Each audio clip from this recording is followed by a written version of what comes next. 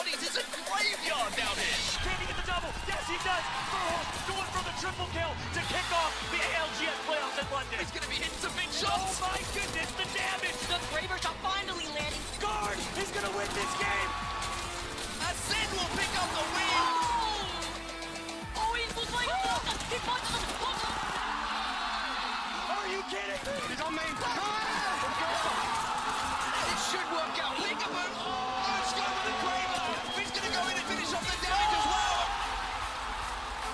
Setting a world record. 23 kills. $1 million is on the line today. It is a shootout I'm gonna move forward. to become the champions here in London.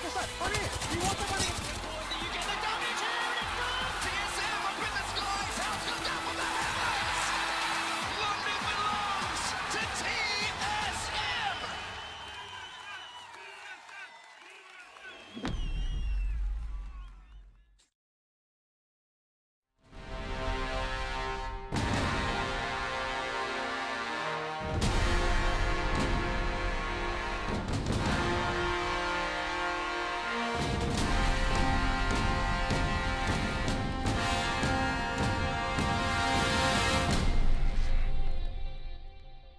Split 1 has come and gone, but Split 2 has began to show its teeth.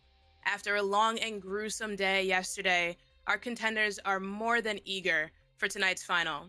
It is my absolute pleasure to introduce myself, take me to church, and welcome you all to North America's ALGS Challenger Circuit Split 2 Series 2. And I'm blessed to have none other than Tom beside me right here at the caster's desk. I mean, it might be 2 in the morning here in the UK, but there is nowhere I would rather be. We have 6 games of exhilarating ALGS action. We've got ex-Pro League players, we've got Challenger Circuit veterans, and perhaps most excitingly, we've got up-and-coming talent making their debut in an ALGS Challenger Circuit final. A lot to look forward to here, Tom. But now that Split 2 is underway and we can smell land right around the corner, let's check out where we are exactly amidst the chaos. You'll find that we are currently just past the halfway mark with the red diamond within the online portion of the split. From here, our CC contenders will fight for their spot in the last chance qualifiers. Let's check out how said contenders qualify. All the players here tonight are looking to punch their ticket into LCQ. Aside from one, being 5-star, whom has already qualified. That automatic ticket is then given to the winner of tonight's event. But even for those who may fall short this evening, achieving a high placement will also help those teams receive CC points needed to potentially book their spot into LCQ as well. Teams tonight will not only be fighting for the place of a high spot each round, but they'll also be looking out for kills along the way.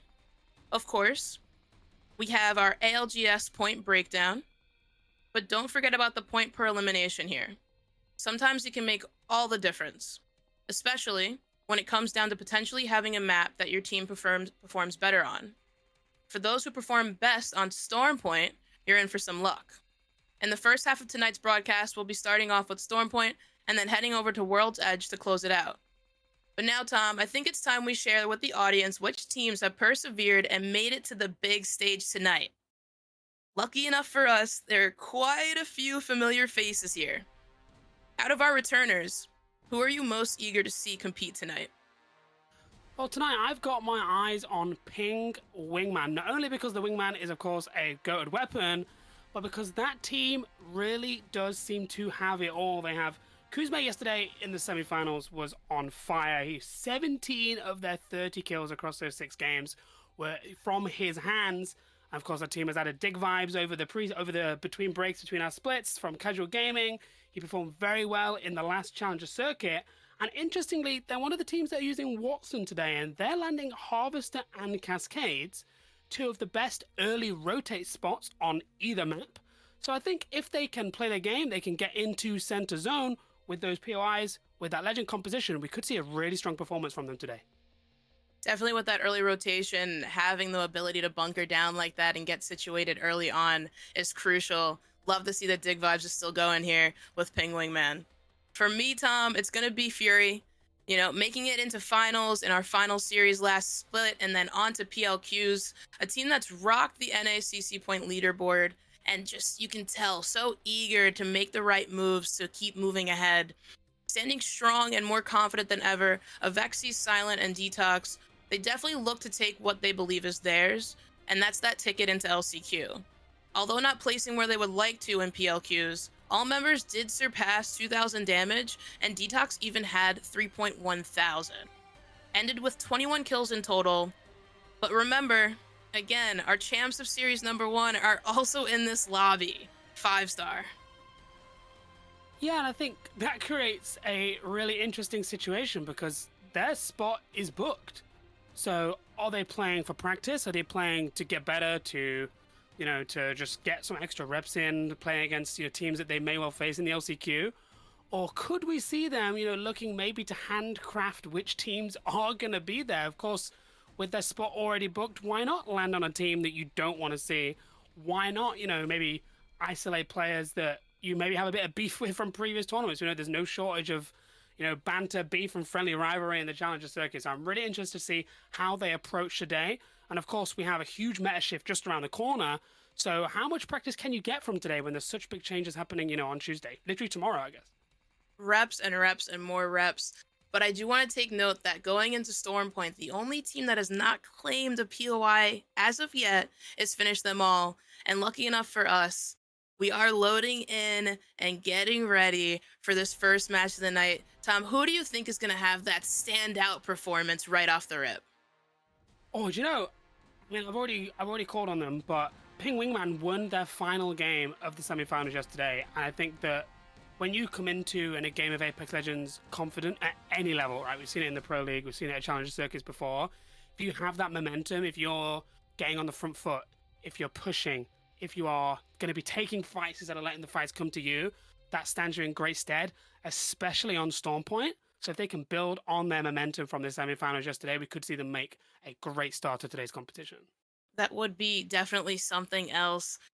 Dropping out of the ship with no name is definitely one of those things that I can't wait to see them perform. I got to watch one of the greatest fights and clutch ups in quarterfinals, and that was handled by Den Pride of No Name. The biggest swing over to the left slide in a closing zone at landslide, and Den Pride hit a collat to get the win for his team in a 3v2 scenario.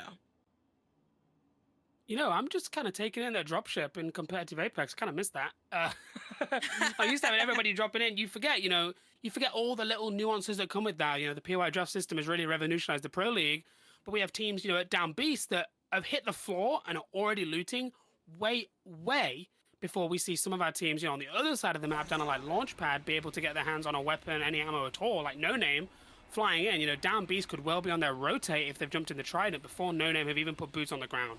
So you have to remember that when we see where the zone is going. These are some things that maybe if you haven't watched much Challenger Circuit recently, you've only been watching the Pro League, you might have forgotten about. Now landing here at Echo HQ, they don't have anybody really around. We have a LB Town over at Coastal Camp and Bush Lightyear over at Devastated Coast. However, both those teams did have to take their time in that flight pattern, so they should be able to loot up pretty fairly well. No difficulties here. Now there will be a little bit of a boost coming for the G7 Scout, Tom. How do you feel about that?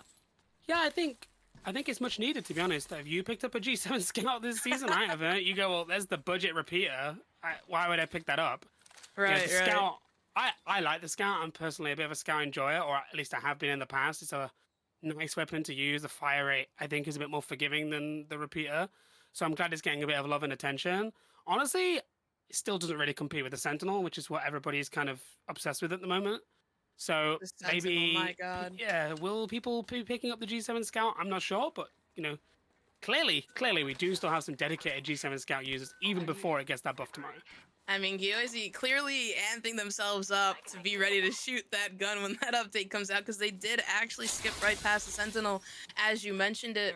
But No Name here, hitting the Eco Harvester, gonna be able to level up to blue shields with a nice little additional boost going into potentially a fight with either LB Town or Bush Lightyear. But as of right now, things are pretty calm, cool, and collective. We now have ICBM rotating away from what seems to be a little bit of chaos. Yeah, it looks like they're maybe trying to take a bit of an early engagement here. Bloodhound Scanner is going to come in. Ram, no fear. He is just absolutely closing the gap.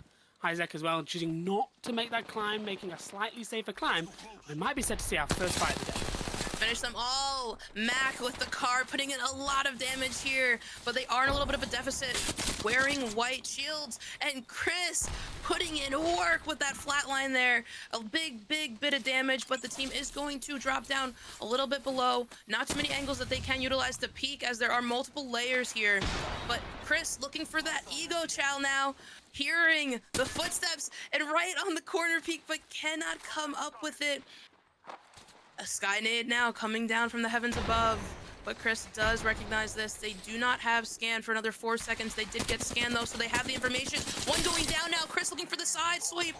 Doesn't get the knock, but does get a healthy crack there. They're gonna lose one now. It is gonna be a 3v2 for finish them all. And it seems like Chris and Mac are looking to get out of dodge because there is a third party on the horizon. Already looking at them, already taking the peak. Only one is able to get on the Trident. This is gonna be Dime getting the suck, getting the knock. It's gonna be a trade here, but S2 looking to get these KP points. And it's gonna be finish them all going down first. And now S2 is gonna be up against the team that started this off in the first place. Getting the scan, getting the reset. Catwall goes down, strategically placed from Vorzi. And it seems like, Tom, they're going to be able to kind of catch their breath here. Yeah, that was a really nice use of the Dog Veil there from S2, just to buy themselves time to reset. Very good instincts to clean up. Obviously couldn't clean up everything. They've had to just kind of cut their losses. ICBM very lucky there. I really don't think they're on the front foot in that fight.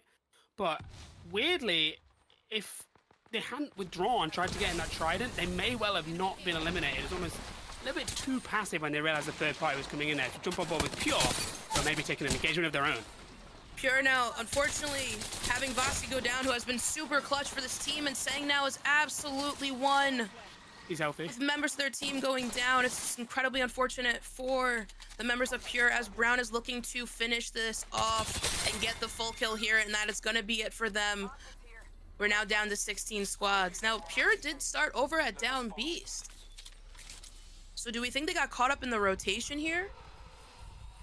Yeah, I don't know. I guess it depends how quickly they were trying to get, on their rotate. I don't know if they had zone information. That's the big thing. I haven't been able to see if they were able to scan a console. Obviously, Pathfinder does have that Legend upgrade that allows him to scan the ring consoles, but he does have to get to blue shields before he can use that.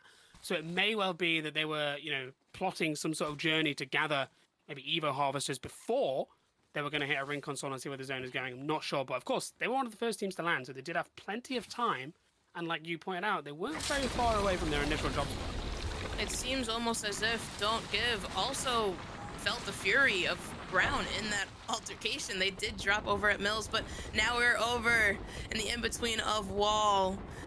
Just on the outskirts with a double catwall dropping down. Oversleepers does get that oversight look now from the heavens.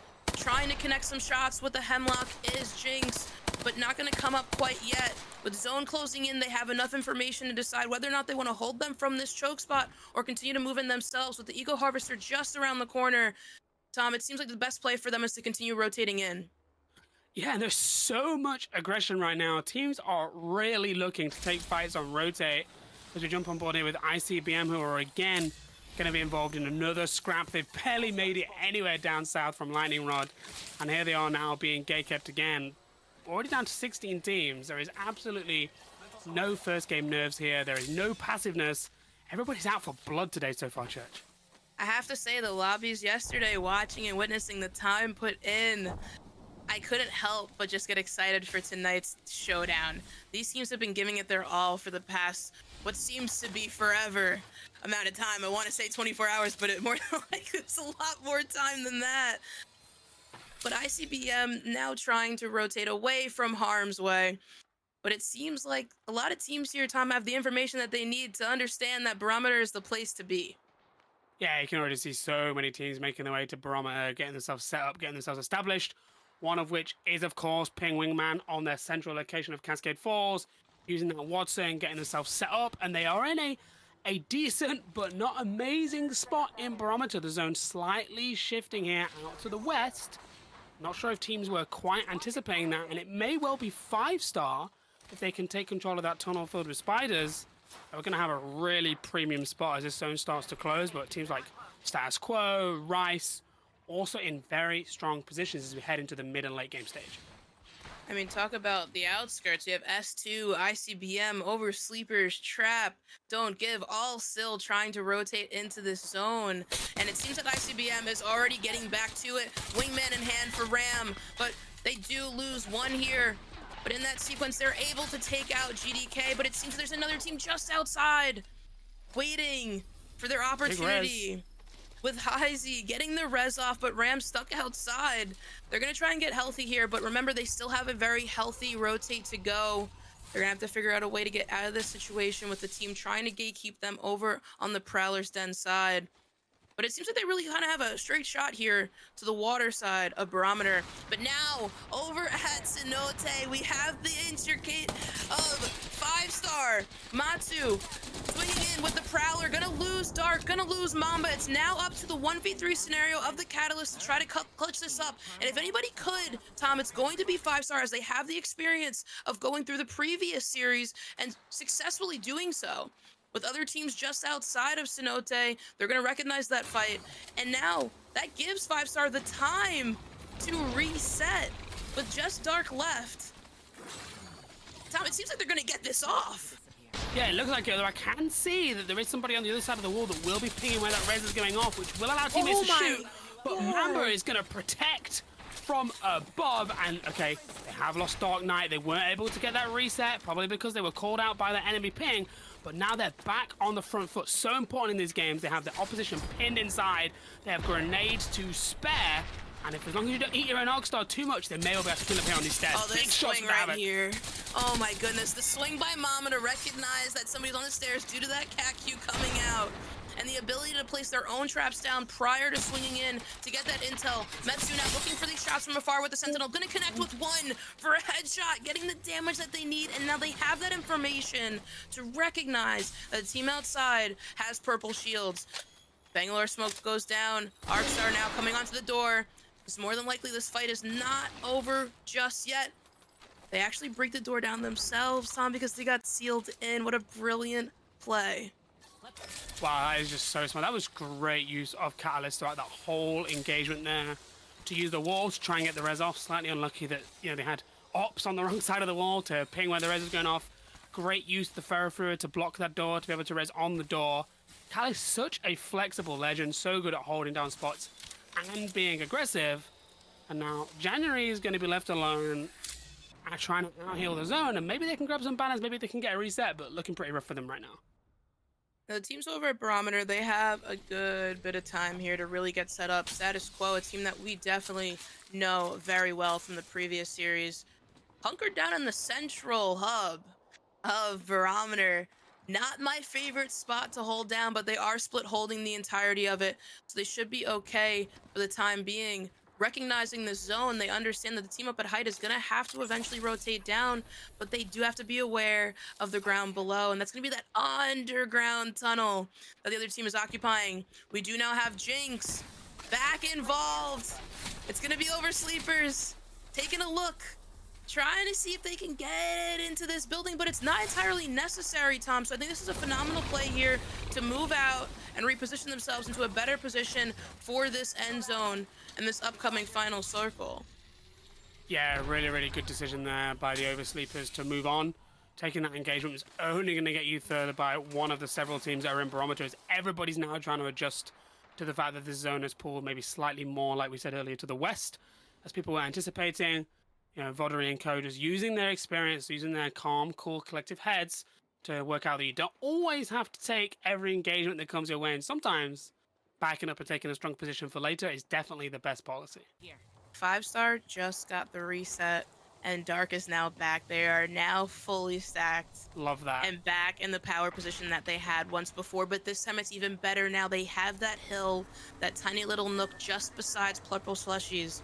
What they don't recognize is that Brown and January is still alive, but it seems that 5-star may have actually just recognized that. But back over at Barometer, we do now have Status Quo taking some shots down below, trying to get a little bit of injury. And they do have a knock here. They do have a knock here. Is this them dropping down, though? That is the question. We have ICBM back involved in the mix yet again, trying to get the reset. But that nade does get dropped down from very likely. And it is going to be Status Quo. Cruel Buckle trying to get the full, but not able to. Oh, denied by the platform. That is unlucky. Oh, and then jumped on. QJ gets jumped on in the middle, and this is exactly what I was talking about before, Tom. Sitting in that central hub is so dangerous.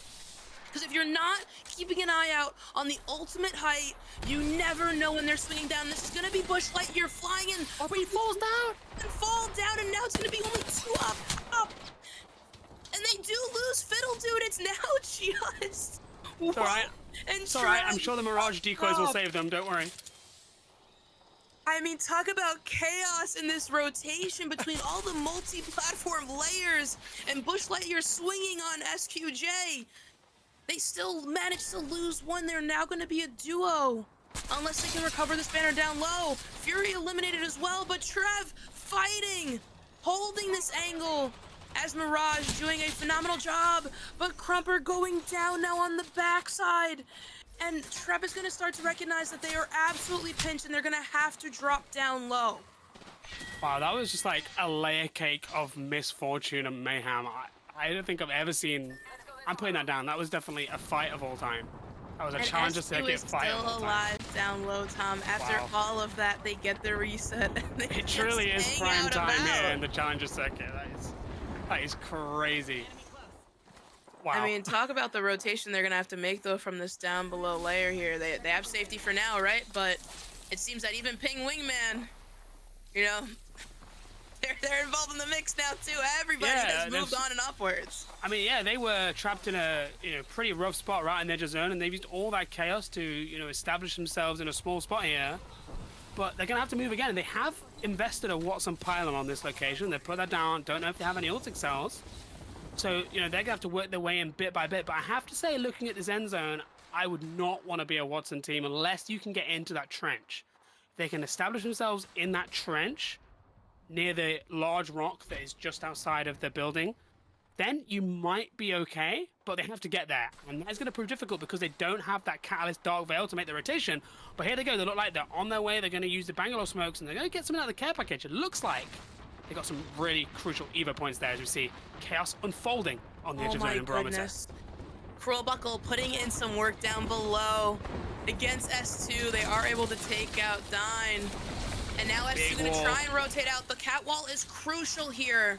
But Vlorzi gonna have to get this bat off, but the horizon all comes out. This is ICBM who has trekked all the way over from Lightning Rod to claim this area, the vantage point. They take out Status Quo. They continue to move along, and it seems like, Tom, their next enemy in sight is going to be Ping Wingman, but it's actually Don't Give that they take out first. They lose Heisey in the motion, and now it seems that Ping Wingman might actually be in the vantage point now, but huge shots from Ram with the Havoc, putting in work with the double energy, but that is going to be Ping Wingman taking out ICBM, but 5-star, our champion from the last series, now showing up and looking to take out Ping Wingman, and they're going to do exactly just that, and taking over this entire island, Tom. Wow, you do not want to be in that corner. That you do not survive if you take that corner. 5-star doing a great job. Huge commit from them as well, because the last time we saw them, they were in that choke, which is still a really strong position, but they've done a nice sweep of the zone. They've picked up a load of KP in the process, and we're down to our final 4 teams, Church. No Name now trying to take over this building. But in my opinion, Tom, right, the outskirts might actually be the best play here, because eventually you're going to have to leave the building. If you can take height here and take the rooftop, that's fantastic. But we do have Draco still alive. Tickling the Sitting zone. back tight. But Hey, No when Name that here has a happens. big decision to make, Tom, as they do have a team lurking inside. They do understand that 5-stars across the way. They now have information of all the location. That's going to be Trapped, getting eliminated by Mamba, 5-star, who's now the kill leader at that. And 5-star taking shots from afar with the havoc is Matsu putting in mega damage to what is No Name trying to sit back and relax for a couple of seconds, Tom. But they cannot do that when 5-star is just across the way. Yeah, this is really tough because both teams that are on this side of zone have to focus 5-star, but there is no way for them to really do that without running into each other. There isn't one of those situations where 5-star could get colluded on here. They're on the front foot, they're taking all that space, and there's only really one way out of that building. If the other team was on the roof, it'd be a completely different story with huge damage coming in there.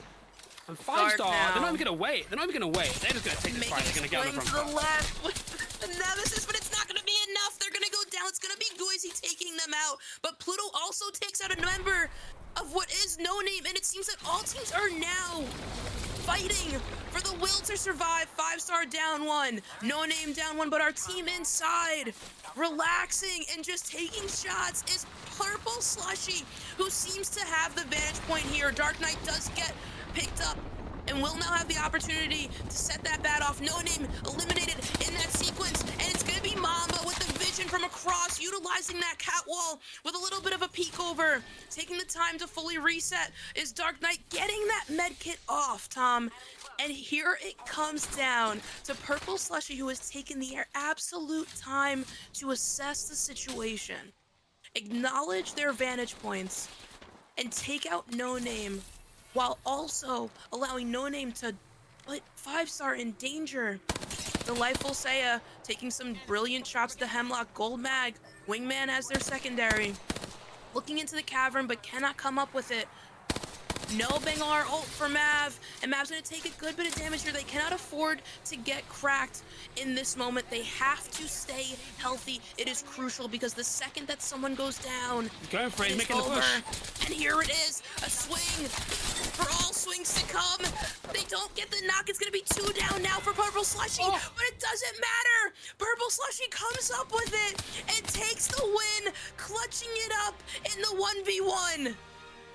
Wow, that is unbelievable win for the team that arguably had the least advantageous spot there when we were down to just 3 teams trapped inside the building.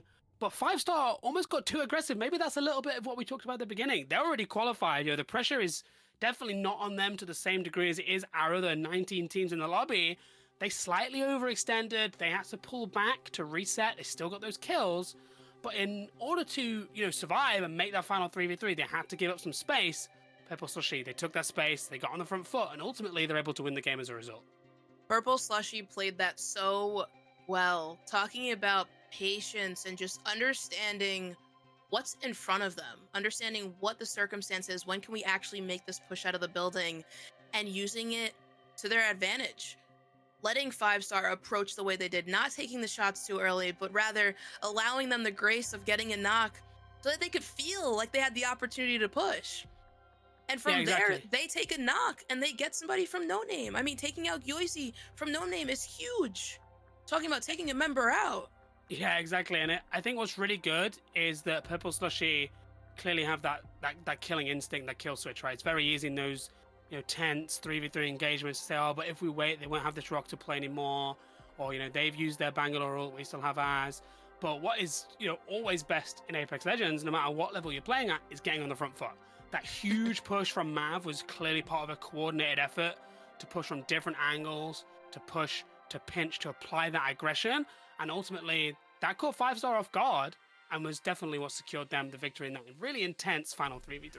It's almost as if when Mav was almost cracked and they had the back up to that rock, that instead of, cowering and allowing 5-star to make that push to Mav, Purple Slushy said, you know what, you two swing wide right. Once I get healthy, we sandwich them. And that's exactly how it went down. I could only imagine how it feels to not only get the first dub of the evening, but to take out 5-star, who was our winner last series.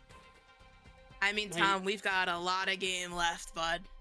21 points there for Purple Slushy as we jump to our Game 1 overall standings.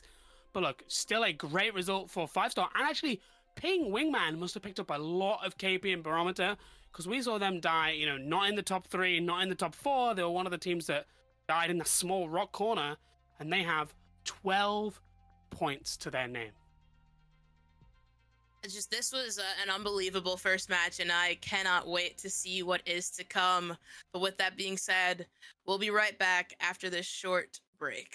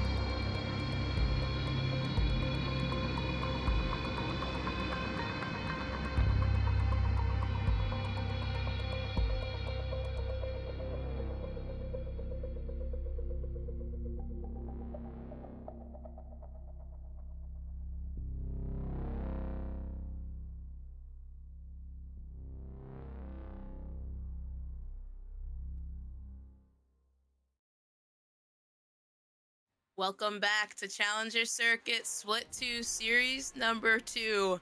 And Tom, I mean, one heck of a first match of the evening. Yeah, I mean, that game was just carnage from start to finish. We had fights up a lightning rod from the get-go. We had teams not just looking to rotate, but really looking to pick up some kills as they move into zone. We had a slightly gnarly zone pull catching out a load of teams in Barometer. We had teams literally falling on top of each other in Barometer. Like, what more can you want from an opening game to a Challenger Circuit Finals, Church? It wasn't even just that, it was the rotations that we had to see get put into play because of that draw and that pull out to the ocean and then subsequently onto land, which I was very surprised about. A team like ICBM making the rotate all the way from Lightning Rod down below and taking out members along the path was just miraculous to see. Yeah, exactly. As we jump back into our match day standings for a quick reminder before we jump into game 2, you can see Purple Slushy, 5-star, Ping Wingman, all dropping double digits, but 5-star really, okay, they didn't get the win, but Church, they're absolutely picking up where they left off in the last Challenger Circuit. They're definitely making sure that they are heard and very much noticeable, taking out a good chunk of this lobby. But Purple Slushies here, really, we just cannot let this slip. Do we have a team that's ready to show us what they truly have? Because a couple of teams here, Tom, they did come up absolutely empty. But there's nothing better than another match and going right back into it here on Stormpoint. Yeah, I don't think there's anything worse in competitive Apex than taking a donut in the first game, because you've warmed up, you've done your TDMs, you've turned your Twitch stream on, you've typed in chat, 10-minute delay, all that stuff. Then you play for like a minute, and then you have to sit and watch everybody else play. And the question is, what do you do during those 15 minutes? I always find it really interesting. Do you keep watching? Do you see how the games are playing out? Do you try and absorb some of that information? Are teams being aggressive? Where's the zone going? What comps are people playing? Or do you jump on, like an aim trainer or a replica, 1v1, scenario? Do you jump in a pub, jump in a ranked game? Like, what do you do? How do you approach that game? I think that's really interesting to see how those teams that maybe have been aced over the last 20 minutes make a start to the initial opening, the second game of our Challenger Circuit Finals today. I mean, in basketball, when somebody's going up for a free throw, sometimes, you ice them, or in football, before they go for the kick, you ice them with a timeout. I'm going to take issue with you calling that football. I have to stop you there. It's not football. It's not football. American football, sorry. Yeah, that's better. Hand egg. Listen, I have respect. Glory, Man United, all right? Yeah. However, this is the North American Challenge. That's true. To be fair, I did actually get a text from one of my friends and they said, why are you calling status quo status quo? I should be saying status quo, mate. Status quo. So I've obviously started to go native, but you're never, ever going to get me to call that football. I'm sorry, I'm dying on that hill. Now, one team that I definitely want to keep eyes on here is Pure. I know that there is just absolutely no way that Vosky is okay with the way that they went down in this first fight. Between Brown starting over at checkpoint, that was why, Tom, I had said, I'm curious where from this rotation did this occur, but Don't Give also got intricated, and it seems like they're already starting to move over a little bit, trying to get some info on where Pure is. But Brown does have that console, and they are able to get zone information, so one would only assume, right, that Pure may have the ability to actually, get involved in the game. 100%. Just to quickly call out the zone, obviously pulling probably into wall, and you'll never guess who lands wall, Church. It is our winners of Game 1, Purple Slushy, getting the best possible zone. But I tell you what, I don't think that one of these two teams is going to be in that final zone in wall, because it looks like we're taking another engagement as it's round 2 of ICBM versus Take Them All. Now, Finish Them All is going to look to try to finish this fight this time, as last time they were able to get cracks galore, but they couldn't do it. How is HighSQ just existing in this space? But ICBM seems to be commanding the area that FTA was looking for. And they just moved out. They decided they don't even want to deal with it anymore.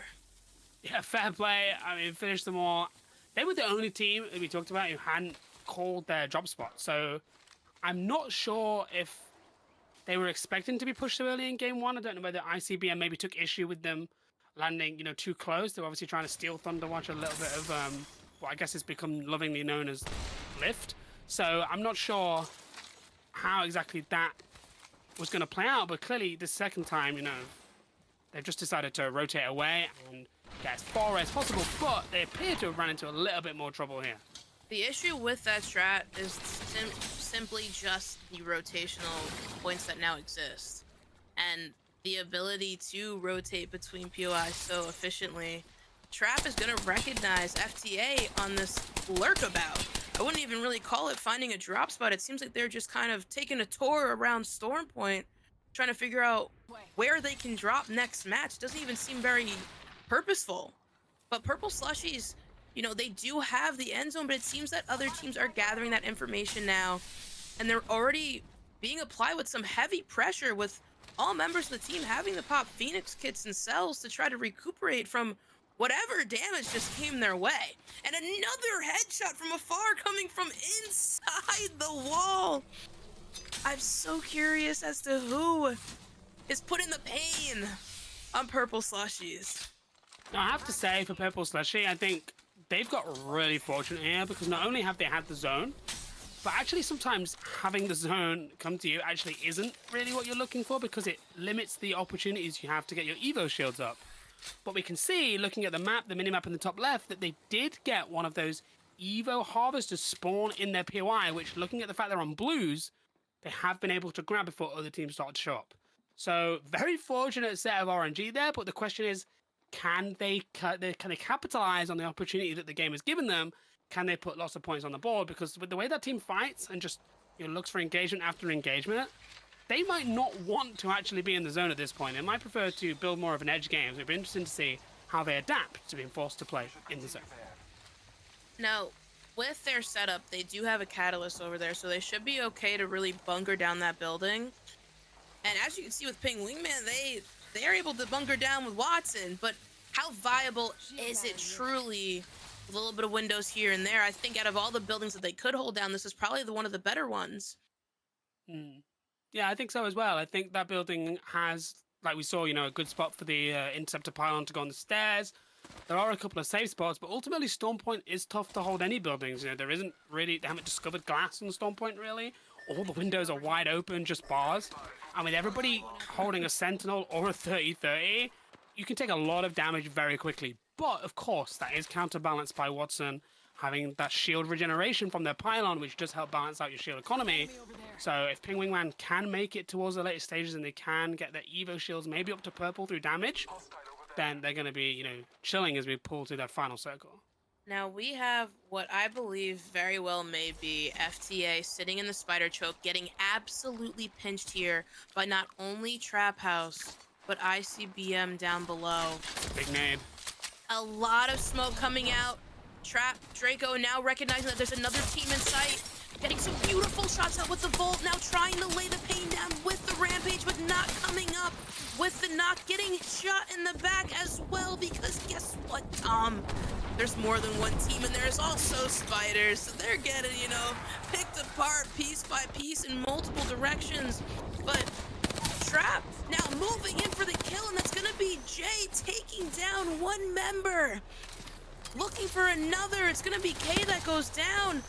Trying to find more intel. It's going to be the Mirage decoys that throw them off the most here, but Trap is going to have to make a decision now on what they want to do.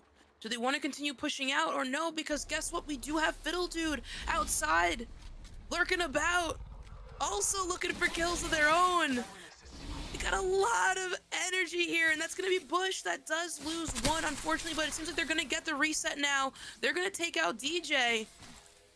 How many teams, Tom, were just in that choke? Wow, yeah, I mean, personally, in that engagement, I was rooting for the spiders, but that's just me. That would have been really funny to see a team get taken out in the back by a spider. But Bush Lightly, they're just taking engagements, Trev, big shields up there. They're going to get on the front foot. Decoys in tow. But the question is, how much health do they have in their inventory? 1 minute 24 till that zone starts to move again.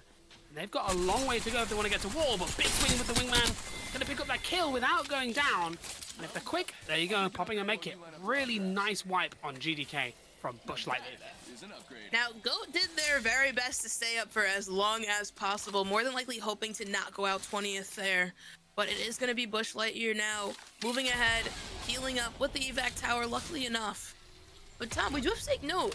We're going into round 3, and we have 19 squads still standing? Yeah, it's quite the change from our opening game where everybody just was desperate to fight, and I guess maybe it was like the opposite of nerves. Maybe it was like an overexcitement. Everyone had all that pent-up energy from, because these challenge stickers take place in the evening, right? So you've got all day to sort of marinate on it, to stew, to, really think about how you're going to approach it. And it seems like things are settling down a little bit now. And as you can see, so many teams made our way into the wall zone. There are a lot of positions, and we have only a few teams on the edge still trying to find a spot for them to call home. Now, talk about a change in pace again. 5-star, nowhere near zone, whereas prior to, they were one of the first teams in that end zone for the previous match. But a lot of teams now finding the different choke points to hold. ICBM seems to be holding down that lower cavern, with Elysium, though, lurking just outside of it. But it seems that we might have a repeat fight here with Finish Them All and Bush Lightyear potentially rotating the same way to the northwestern side. Yeah, and that's something that just happened more and more these days since the Evo system has changed, is that teams are looking maybe for the same Evo canisters, but we'll come back to that point because we have absolute engagement here with No Name really trying to pick up some early KP. Den Pride now on the hunt, trying to get that information. They have to be wary of a third party here in the same token. Don't Give is eliminated, but that is very far away. But Den Pride now applying more pressure, trying to knock this door down, but understanding that they cannot push in that eagerly. They need to heal. Den now going to take a bat with a cover from Gyoizi, trying to break these doors down, but holding onto that thermite. making sure they have it when it really counts. And guess what? The door is open. They have an entryway. And this is going to be No Name's time to shine with nades galore in their inventory. Yoizi does fly down, gives the intel for what is Chicks, getting another knock. And that is going to be Den Pride. No Name now Another taking team. out Joe Max, but another team comes in, and that is Trap flying in. Also taking storm damage though, Tom. So do they really want to intricate themselves in that? Guess what? No Name says you're not getting away that easily with a couple of shots skimming past Jay here. It seems that Trap has found a way to escape because No Name needs the heals to make this grand rotate. Wow, that was a crazy fight, and Trap. I don't know if they were like looking to third away. It was a bit speculative because obviously they did then slide down and they grabbed that Evo Harvester instead. But what a great early engagement. We saw such great holding of your ordnance, not wasting your grenades. It's so easy to open a fight and just spam grenades just speculatively, but to wait to accept that a thermite can be really, really powerful in a fight. Especially if you've got a player behind a knockdown shield, it's like the best possible grenade you can have in that situation. It's a really nice, calm, considered play there. Now, we did have Status Quo losing one member of their squad. But Bush Lightyear and FTA do come up again together. FTA has advantage here with only one down. Looking to try to figure out a way to move in. Zone damage is ticking though, Tom, and I'm not entirely sure where Mac is going. This might be a very dangerous play. Bush Lightyear does get knocked though from another team off in the distance, and that's gonna be 5-star. But FTA, they do slide down to avoid that fight, to try to stay alive, to try to make the long rotate now through Cascade rather than fighting their way through as a duo. But do they get those heals off enough to rotate all the way around that rock? Especially, Tom, with Fury lurking on the other side. Yeah, I would not want to run into Fury as a duo. But interestingly, because FTA are using that Gibraltar, they could craft the expired banner back if they can get to a replicator. But I'm not sure there's going to be many replicators left. There is one in the middle of wall. But there's a little bit of an engagement going on near that right now, Church. And this is No Name fighting for this spot, but it's not gonna work out because Purple Slushies is on a tear, Tom. They hold down their building so effortlessly. They take out every member of No Name without losing one of their own. Even getting the armor swap is Pluto, making sure that they fully heal before getting back inside that building. And guess what? The building's locked back up like nothing has ever happened. That's huge. Huge engagement there for Purple Slushy. There's one thing about playing zone, not being able to rotate at all, having the zone come to you, is you can run dangerously low on resources. What's a better way to get other resources than have a team land on your head, grab 3 points, and take all of their heals, ammo, attachments, anything that you might have needed? That's worked out really nicely for Purple Slushy, and they're in a great spot this game. Now it seems that Elysium is getting into it on the outskirts of our final wall zone that is on the way. A lot of rotations happening. A Bengal reserved there, almost tossed out. With only 13 squads left and a zone getting ever so smaller and smaller by the second, Elysium is definitely looking to capitalize on what seems to be fresh meat just across the way, Tom. Yeah, I just wanted to call out Finish Them All. Not able to find their way to a replicator. They were eliminated just a few minutes ago by status quo. So they have not been able to recover their banner, and ultimately getting stuck in that middle of the map engagement is probably what has cost them their game. Elysium now making the slide down, getting the recon, able to recognize that the full 3 is still there.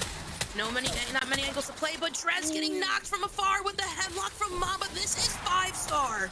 Down the horizon, this is going to be an incredibly crucial fight here for Elysium. Already down 1, Rosa getting cracked as well. And it's going to be Metsu who's going to fly through the smoke with absolutely no regard for their own, knowing that they have the teammates behind, putting in the work with the Havoc. But Mamba does go down from the backside, and it's gonna be what seems to be a 2v2 now. Dark popping the bat, Metsu getting the bat off as well, but it's gonna be Ram from, I believe, ICBM taking out the members of Elysium, and now it is ICBM flying up on 5-star, losing another member. It's Dark Knight going down, and it's now just Metsu up against the treacherous ICBM, who seems to just be rotating so meticulously. But even Brown now looking over at all the teams rotating, Tom, and this is going to be called Death Valley as Brown now taking out another member. And guess what? They get to just rotate back to where they started in the tunnel. Safe and sound for now, but not too long as the cat trap is down low for that intel. They get the understanding that a team is rotating through, and now it seems that Brown is hungrier than ever, throwing out the nades, putting down the cat cues, and rotating, keeping it moving, recognizing that another team is just on besides them, and it's gonna be Jinx and Ort moving in from inside wall. Oversleepers now taking the spot that once was ICBM. Tom, this is just absolute chaos. Look at all the ultimates coming down, and Oversleepers is in one heck of a pinch here. Oh yeah, Vodari doing everything he can to dodge probably multiple Bangalore Rolling Thunder ultimates at this point. There are so many teams on that scan, and the Oversleepers don't really have an option here other than to try and take a fight. It's not sustainable to stay in such a small amount of space. They're going to move from cover to cover, and I suspect they're going to just take a pause, wait for their next scan. But Brown are just absolutely waiting for them. Brown have made a phenomenal play in the last couple of minutes. They're great to leave that tunnel, to pick up all the kills behind them, to push instead of be pushed. So important. And now they've taken a really advantageous height position. They've got a lot of teams that they need to keep an eye on. But ultimately, again, they have a clear back, and they've got multiple options so they rotate into the next zone. The craziest part here is that Brown, rather than taking the fight with Oversleepers, and rather than taking the fight with the team inside this building, decided, you know what, the roof is free, let's just coexist for a moment. 100%. And not only did they capitalize on that and succeed with that play, but Purple Slushies was punishing Oversleepers in the side while they were trying to figure out where to play from. They couldn't even get comfortable, not only for a second, but Brown now making the rotation, understanding that there's a team above them. And did they move to a better spot here? It seems like they did, because they take out the lone member of 5-star Metsu, and now they have to continue moving into what I believe is now Pure. Taking out shots from down below. No, it's ICBM. It's the lads from across the way. Still moving and grooving with the movement here is Ram getting the knock, taking out Brown with the Havoc. Now it's Pure. Pure has decided to claim this as theirs, and that's going to be Vosky coming in with the Havoc as well, getting the clear there under the bridge, taking up multiple angles. Purple Slushies losing one. Oversleepers now going down to Purple Slushies. Pluto getting that headshot. This has been such a good game for Purple Slushies here. They have had their opportunities, and they have taken them, pushing out of their building just at the right time to capitalize on all that carnage. And we have Fury of Vexies there, just tucked away in the corner, hoping potentially here for maybe even a top 2 if things go their way and nobody scans them to find out that he's there. I need energy ammo. Avexi seems to be living large because everybody is off the beaten Great path. angle. Oh, but delightful finding a member in prime time sitting underneath the bridge, looking for the full kills. It seems like they wanted to try to get a reset over there, but they're just not going to be able to, and that is S2, in which Purple Slushy recognizes and finds for some additional KP. And now they have Pure across from them. Vosky, Sang, all trying to just find the right approach here. Trying to find the right way to really go about this push, dropping the evac tower. Is it a distraction? Will it be used to zip across? But Avexis playing this so cautiously. But is it Mav that recognizes the Lone Ranger? Gets the information, but decides to grab a nade first. and it seems that they may be looking for the height play here to try to see if they can get some additional intel, but no, Avexis gets to just relax as they hear the chaos unfold. Maggie drill now being sent out from Pure, trying to figure out what angles they need to hold. Oh, delightful saying, getting knocked The Sentinel. from the Sentinel from across the way, and this is going to be Pure now dropping the Catalyst while separating the playing field. They're going to get the full. They're also going to find the solo in Fury, and it's now a 1v3 with Bosky grabbing angles with the Havoc, and now Sang flying in on the side, and that is going to be it. That is how it is done. Waiting it out for that Catalyst wall, waiting for the right opportunity to divide the path, isolate the one lone main member, and really find a way to close the gap. Talk about a stellar performance in end zone there for Pure, a team that was eliminated far too early for their liking in the previous match. Yeah, and we talked about the Sentinel. You know, everybody's using it at the moment. Everybody loves it. Somebody who won't be loving the Sentinel right now is Team Purple Slushy. They were so close to the perfect game, but Enemigo, he kind of put them on a t-shirt there. That was some unbelievable Sentinel gameplay. It just shows if you can hit your shots with a high damage weapon like that, it can absolutely turn a situation on its head. That was absolutely phenomenal work with the Sentinel there, Church. I mean, you talk about the shot and the timing, because you know they were holding that cat wall. Whether they had it or not, they were holding and waiting and biding their time for the perfect chance to execute what seemed to be a seamless play, and that play only gets started with that entry knock. Beautiful, beautiful shots there, but Fury securing third, down to 1 with Avexis. Bravo. Yeah, exactly. And you know what, Judge? I want to see, did they have any KP in that game? Let's throw the leaderboard up. Let's see exactly how many points teams put on the board. As we expected, Church, Purple Slushy really extending their lead with a second place to back up their win. We have to talk about Pure here, though, moving all the way up to third now with 22, just 1 behind 5-star. And Fury also now in the 9th place spot with 11 points after that performance. But for me, I gotta hand it to ICBM yet again, just showing that they cannot be stopped. They are constantly involved, Tom. Yeah, exactly. This team, you know, the confidence is so clear to see. And to be honest, if I had even a shade of the mechanical ability that these players, you know, have, Isaac, absolute control of Fragedeme. We've obviously seen them in and around the Pro League Tier 1 scene.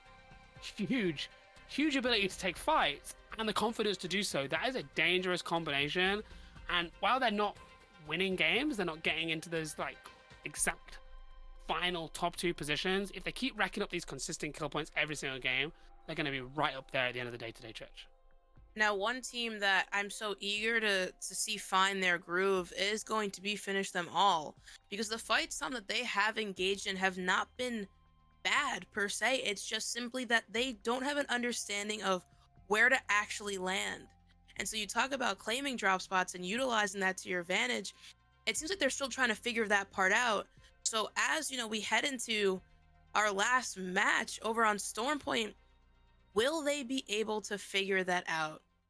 But we will figure it out, and we will see if they can too right after this short break.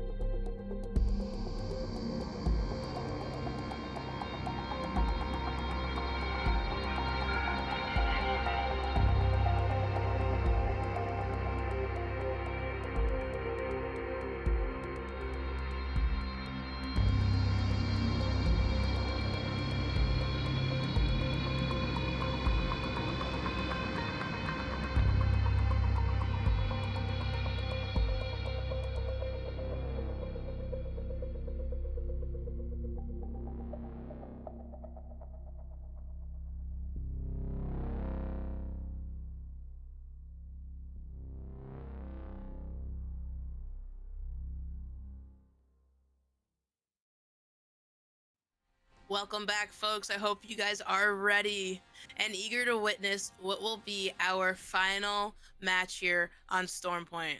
Tom, what are you looking forward to going into this one? Do you know, I mean, it's all eyes on Purple Slushy. If they can put down another big game, then the work they're going to have to do on World's Edge is going to be very minimal. They're already opening up quite a significant gap. Big win, big second place. So the question is, where is that zone going to go? How Purple Slushy going to approach that game? And if they can put down another, 20-point banger, then there is a lot of work to do for the likes of 5-star pure ICBM to catch up and to have any chance of taking that top spot. Now, you talk about that RNG luck that they were blessed with in the previous match. Do they wind up with that again? Is really the question, because, Tom, ultimately, if the Evo Harvester did not spawn in at wall, truly, do we believe they would have been as successful as quickly as they were in that previous match? I mean, RNG really does take a toll on certain teams. Yeah, I think it obviously was a big help as we, get ready here in a couple of seconds to jump into the third game and see exactly where this next zone is going. But I want to say that Purple Slushy also played that game fantastically. They did, Absolutely. the exact right balance of what you have to do when the zone comes to you, because they pushed out to grab those kills we saw, in the mid game. Then when the likes of Oversleepers were coming in on the edge of the zone, they again pushed out of their building. They picked the opportunities, when they could grab them, and they made sure that they weren't just getting the good placement, because really that was almost guaranteed when they got the situation they were handed. Great building, zone pulling all the way back right outside their building, Evo Harvester in your POI. But they were able to add the KP, right, to get those kills. And that's what some zone teams struggle with in Apex at this level and at the Pro League level, is not getting a second place with, say, 2 kills, right? Not getting a second place with maybe 1 kill. To turn a solid game into a big game. And yes, they got the RNG. Yes, a lot of things went their way in that game that could have, but that doesn't get you points. That gets you the opportunity to get points, and Purple Slushy took full advantage of the opportunity. Undoubtedly took advantage of that. I mean, as you did mention, being able to reel themselves in there during that fight, not overextending too much, still holding down the building with only having one do a major swing in Pluto, and then able to, heal themselves back up and get back to busting down the wall, if you may. Yeah. But it seems that, S2, they do drop fairly close going over to Zeus. Do we think they change it up a little bit here in this rotation? They do have Ring Console. Purple Slushy does as well. And who knows? Maybe somebody decides to give Purple Slushy a run for their money.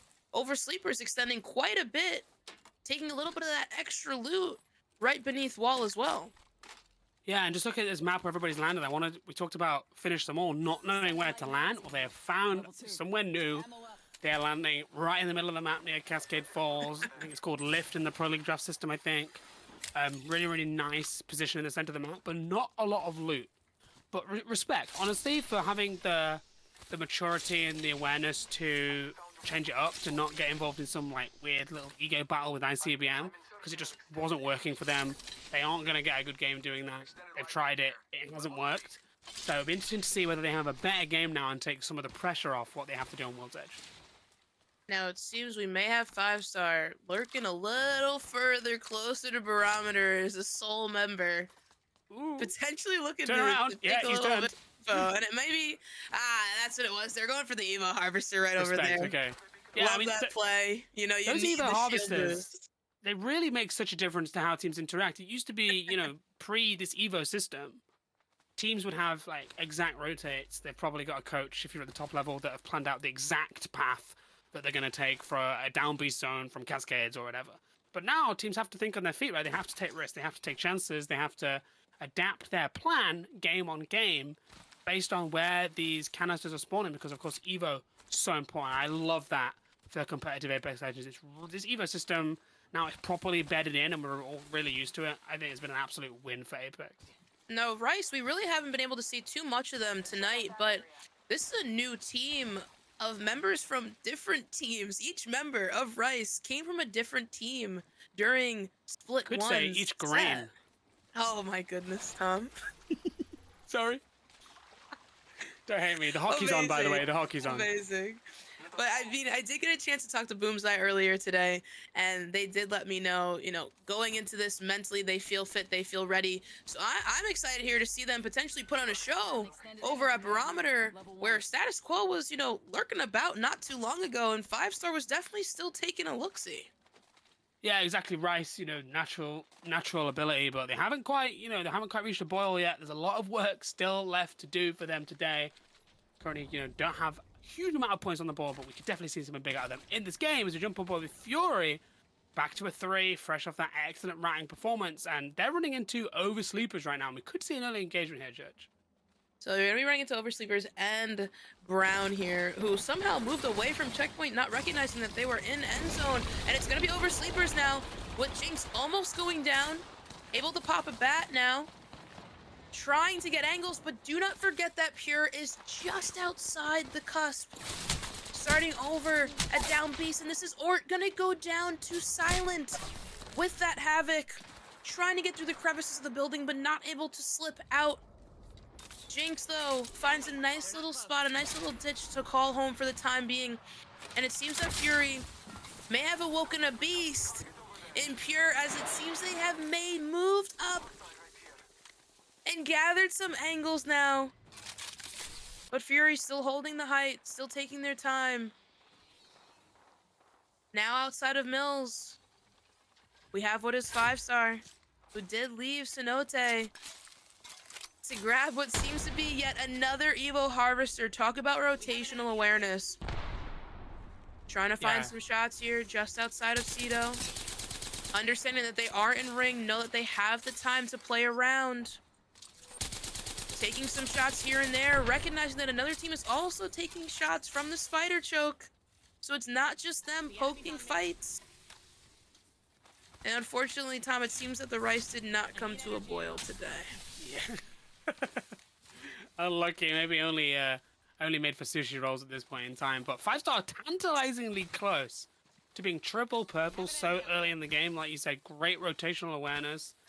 Nice little bit of damage done. Mamba just slightly ahead of damage on his two teammates, which is why he's already on that purple. His teammates are like 30-something Evo points away from leveling up. But to have, you can see, look at the screen right now. So many blue armors. To be on triple purple that early in the game is such a huge advantage if you want to take an early engagement, just like Fury are doing. And they may well be on purple shields at the end of this engagement, Church. Avexis taking out another member of what I believe was Oversleepers, and it seems that it's just now down to 1 for that squad, as it did not get fully eliminated quite yet, but it's not looking great for them. Now, I did mention Pure earlier, but it seems that they're actually taking their time and not just jumping into the fight quite yet, but Fury is going to find a turbocharger for the Havoc that Silent has in their hands. And it seems that Silent already had a turbocharger, so it may be Detox now picking up another one. When you talk about the TTK, a double swing with a double turboed up Havoc, that's some Divas activity. I am not gonna lie, even if they already have all the turbos they need, if there was a spare one, I would absolutely be carrying it back to my building in my pocket and just putting it on the floor. Like, deny the enemy, No one else is getting this turbo. I would just look at it. I'll let you know that when you watch the VOD back, we were just drowning in turbos in our building, right? We killed you with turbos to spare. Oh my goodness. I thought DV's activity would be a triple swing with turboed Havocs, but that honestly sounds Gotta worse. Lock in, deny the enemy, mental warfare in the ALGS Challenger Circuit Finals. Imagine just tossing a turbo out into the ocean. Available to coach anybody who wants to become absolute rats in the ALGS. You just hit me up. Now we do have status quo, still in Cenote, seeming to have enough heals to really engage in this fight. Taking a big swing is Cruel Buckle, but they do eat an Arcstar in the process, but they have so many angles, and this is going to be easy for them. Taking out Chick is SQJ, and they're now looking for the rest of No Name, who seem to have been caught off guard and suck in that circumstance, but we do have none other than the team that just keeps on giving.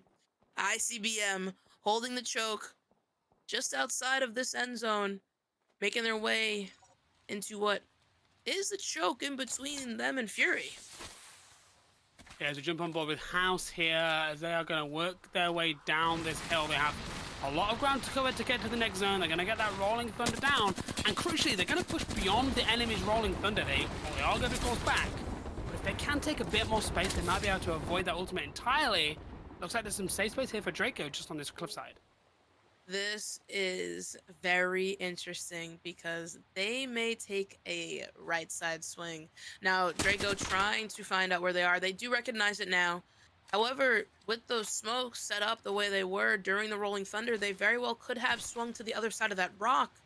Right, Tom? And taken a vantage point on the side peak of Trap without them even recognizing it because the Bloodhound Q was used early on. The scan was used, so they had a cooldown. But it seems that they're going to play it safe. And, you know, Trap's going to have the opportunity now to scan that beacon. But there goes Jinx, the lone member, trying to find a way to get their teammate back. What a trek it is. One banner only as well. They only have Ort. Voddery going to have to spectate from afar. But it looks like they may be able to get this res off. God. But Mac is waiting. Mac is lurking. And he's going to shoot immediately. That is unfortunate. They were waiting. That is dirty. I respect it. Rang the respawn beacon. The fact that he's still alive. That's so unfortunate. You cursed him. Really, I've never, you know. Oh, it's a rough day to, you know, when you have your first time really having a premonition here. And getting a caster's curse. I have not done that yet. That felt horrible. You got some lottery numbers for me? I'll write them down. I've got a pen. We do now have Trap House in that same choke just outside of tunnel, losing one in J. So now it's up to Draco and Lamozy trying to figure out a way to not only get that banner, get the Evo Harvester, but also stay alive. With 14 squads left as a duo, holding this space right here with doubled up windows is very questionable, Tom. Yeah, there's so many angles in all of these buildings. GDK gonna get pressured in their back. Everybody can see everybody in this part of the map, and of course we know that there is, you know, a team in the spider cave on the height where that respawn beacon is as well. So as this zone gets smaller and smaller, more teams are gonna get forced in, and I would much rather be outside of one of those buildings than inside, if I'm completely honest. You still have Fury here, residing in both buildings, mind you, really taking up that space. And we did see a little bit of a ping in Metsu with 5-star rotating into the backside of what is to be Ping Wingman. But Fury overextending a little bit here with Purple Slushy now applying pressure them, and ICBM also rotating on their backside. Fury's going to be going up for a battle here right now, whether they like it or not, against Purple Slushy. Yeah, Fury, I mean, look how many teams are descending on their position right now. They made a great rotate at the start of the game. They took one of the most desirable buildings in the zone, but now they have to hold it. It's one thing taking it, but can you survive the pressure? ICBM looking like they're going to back off, but then Purple Slushy come in. Little bit, almost feels like a bit of collusion here as those two teams take their turns to pepper and bully Fury. But there's so many fights going on there, Jazone. Finish them all, involved in a fight with Brown. Ping Wingman here, desperately trying to hold this choke down from 5-star. Can they hold their ground? 5-star, one of the teams that really play so slow, yet applies so much pressure in the same token. Going in here with double purple and blue allows them the time to pepper and spray and take different angles while also residing back and healing up, but not being able to fully commit as Ping Wingman because the angles are covered, Tom. They can't just swing out the way they want to because 5-star never fully stacks together.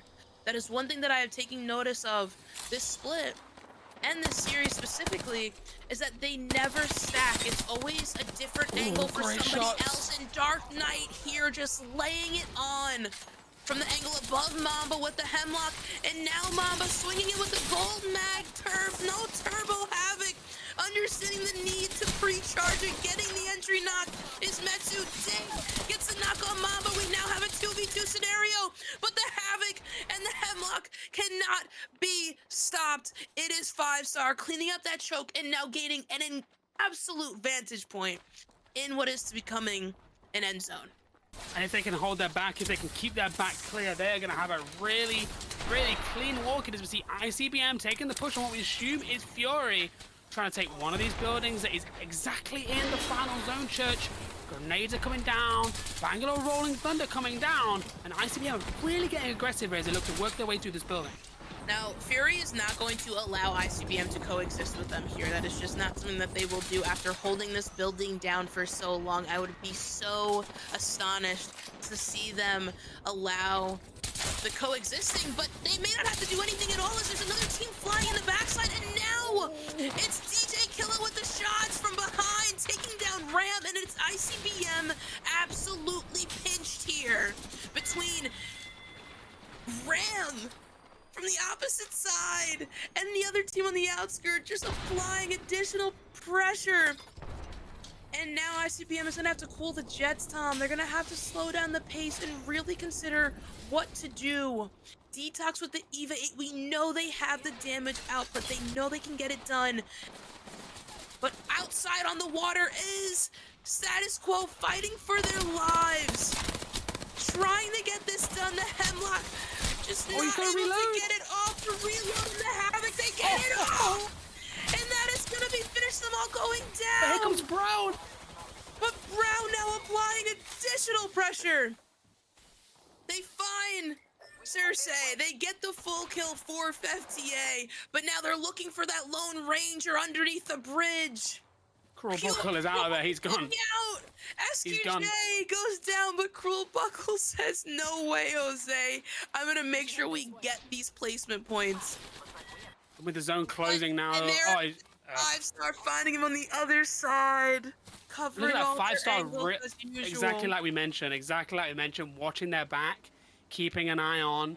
Okay, it was only a rat that came behind them, but that could have been a 3-man, right? So for them to watch their back now, they have to make this cross, and they're gonna have pressure from their left, pressure from their right.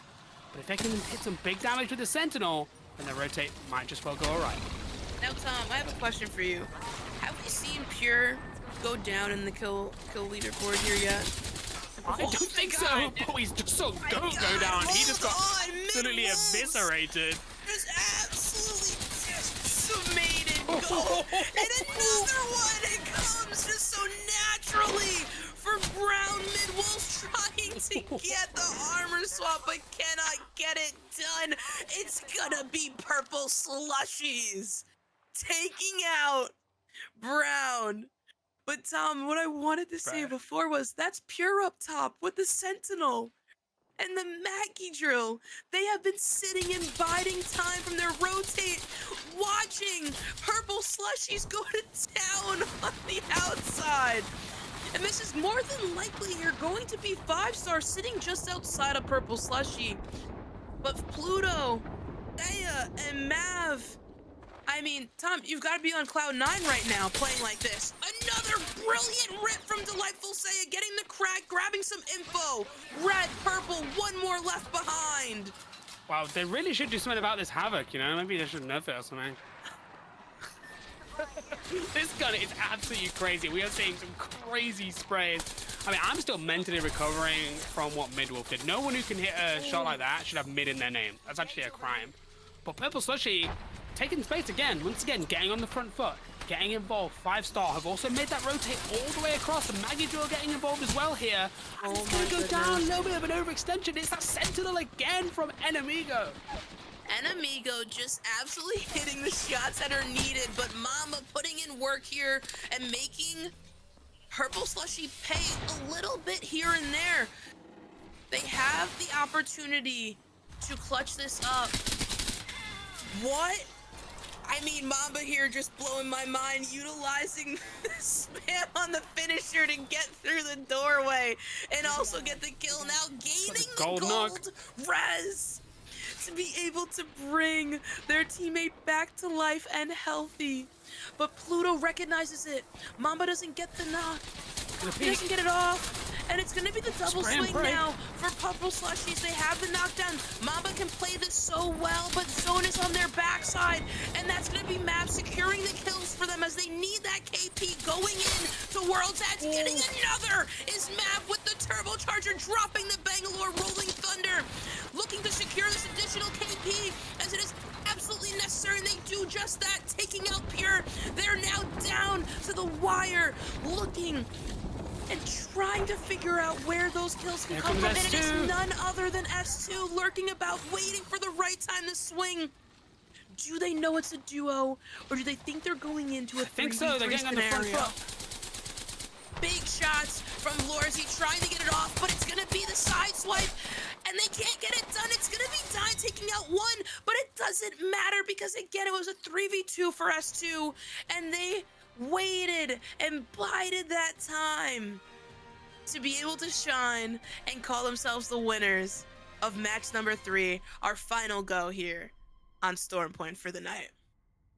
Wow, that was some immense positioning there from S2. All of those teams down on the south side of the zone just had nowhere to go, really. They were all running away from the zone, fighting each other, and S2 are just there on their high ground position, watching, waiting. And I think I'd have to go back and check their VODs, but I think they knew it was a duo because they got so aggressive as soon as that fight was finished. As soon as they saw it was 2 teams, Darkveil immediately shoots out. They're immediately getting on the front foot.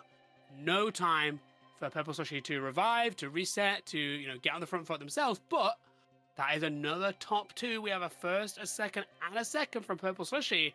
And they may well have put a lot of points out on the board as well, Church. I mean, I'm a little nervous to see this leaderboard here, and that is going to be breaking 50 for Purple Slushy going over to World's Edge next.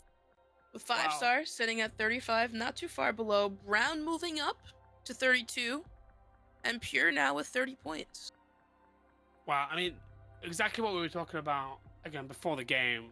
That we're at an 18-point lead already, with 3 games left to go. Purple Slushy, they haven't won yet. Let's be clear. 18 points. 5-star could drop a win. Purple Slushy could drop a 0, and immediately 5-star caught up with them. But they're starting to lock in, that kind of like top 5, top 6 position, which is very important, Church, for those overall points that qualify you for the LCQ. And if Purple Slushy can have one more banger game, then they may well be locked in with some time to spare today. I mean, we talked about it in the beginning. We are going to a new map, and there are going to be teams that succeed on Storm Point, but can they handle the pressure of what is World's Edge? We notice the Zone Pills. We notice where people are dropping, and we even have a contest off drop heading over to that match. But guess what? You guys are going to have to wait and see what comes right after this short break.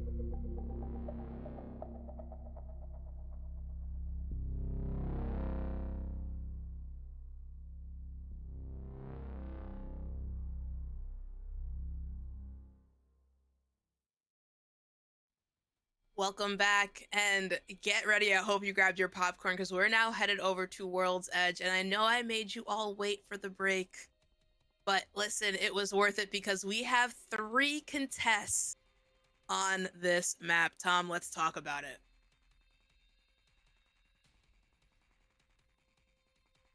So I think what Tom is trying to say here is that they're all on the south side and it's gonna get pretty busy. Do you know what? I forgot to press my mute key because I was so locked in looking at this map, seeing all of these contests that we have to look forward to. And what I was gonna say before I damaged myself was we don't really see contests anymore, right? In the Pro League, we have the draft system. We don't get to see teams, take these fights and fight off the drop here. So I'm really interested to see exactly how it looks, and the risk is almost reduced with these contests are at Thermal, Tree, and Siphon. That's what we're expecting. And all of those contests would normally have a danger of sort of being thirded by each other. So the fact that all contesting means that side of the map may well be completely cleared out by the time teams start to rotate. And if we got, say, a tree zone in our opening game, I would love to see what happens. Now, listen, if we see a tree zone, not only would I love to see what develops from those contests, but I would just be happy to see a south side zone, period, point blank, to be quite honest. But we do know in the upcoming patch that those things will be changing and zones will be developing a bit more crucially. And those coaches are going to be putting in some extra overtime. But, I mean, what team? I know we have purple slushes on our radar, but who do we believe can really start to push the Jets, really get the engine going here? Teams like Status Quo, ICBM, S2, we saw just had an unbelievable finish there. Do they use that as momentum and say, you know what? World's Edge, that's our map. Yeah, I think that's definitely a possibility. The maps play out so differently. There's so many differences. And I think I'm looking for those teams that are really playing the hard rotate. We've got, teams like Rice at Staging, Ping Wingman at Harvester, Fury at Monument. If they get that ring console spawning, if they can make a quick rotate, they can get a really premium position. It's much harder to take edge fights. It is much harder to have those engagements on the edge of zone on this map in comparison to Stormpoint. So if we could see our zone teams really start to benefit if they can get locked in, set up in zone, and of course grab some KP. Placement is only part of the equation, as always, Church. I mean, you talked about Ping Wingman earlier, and if they stick with that Watson comp, finding a building here in World's Edge and End Zone could just go absolutely nuclear. Trying to locate the zone, but also hold it down could come so crucial. Yeah, 100%. I think we have to see where the zone goes. There's obviously just so many more chances of there being buildings with windows in the final end zone, or glass windows, I should say, in the final end zones of World Edge. But what I want to have a little bet with you right now, because this game at the moment, until tomorrow's update, kind of has a little bit of a thing for skyhook zones, right? I think every other zone feels like it's a skyhook zone these days in competitive Apex. I have 5 Great British pounds on my desk. Skyhook or not, Church? Skyhook or not? I would not be surprised if there's going to be at least one zone, right, Tom, that goes somewhere near Skyhook. Yeah, we really okay, can't sit here ourselves. Oh, not but this there one, it though. is.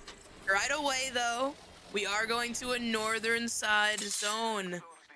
Teams like Trap and Don't Give that seem to have landed a lot closer than anticipated. It seems that Trap has decided to leave Purple Slushes alone at Siphon and instead take a dive into Overlook for an immediate contest now off drop. That is huge, and that is the power of having a strong lead coming in at half time.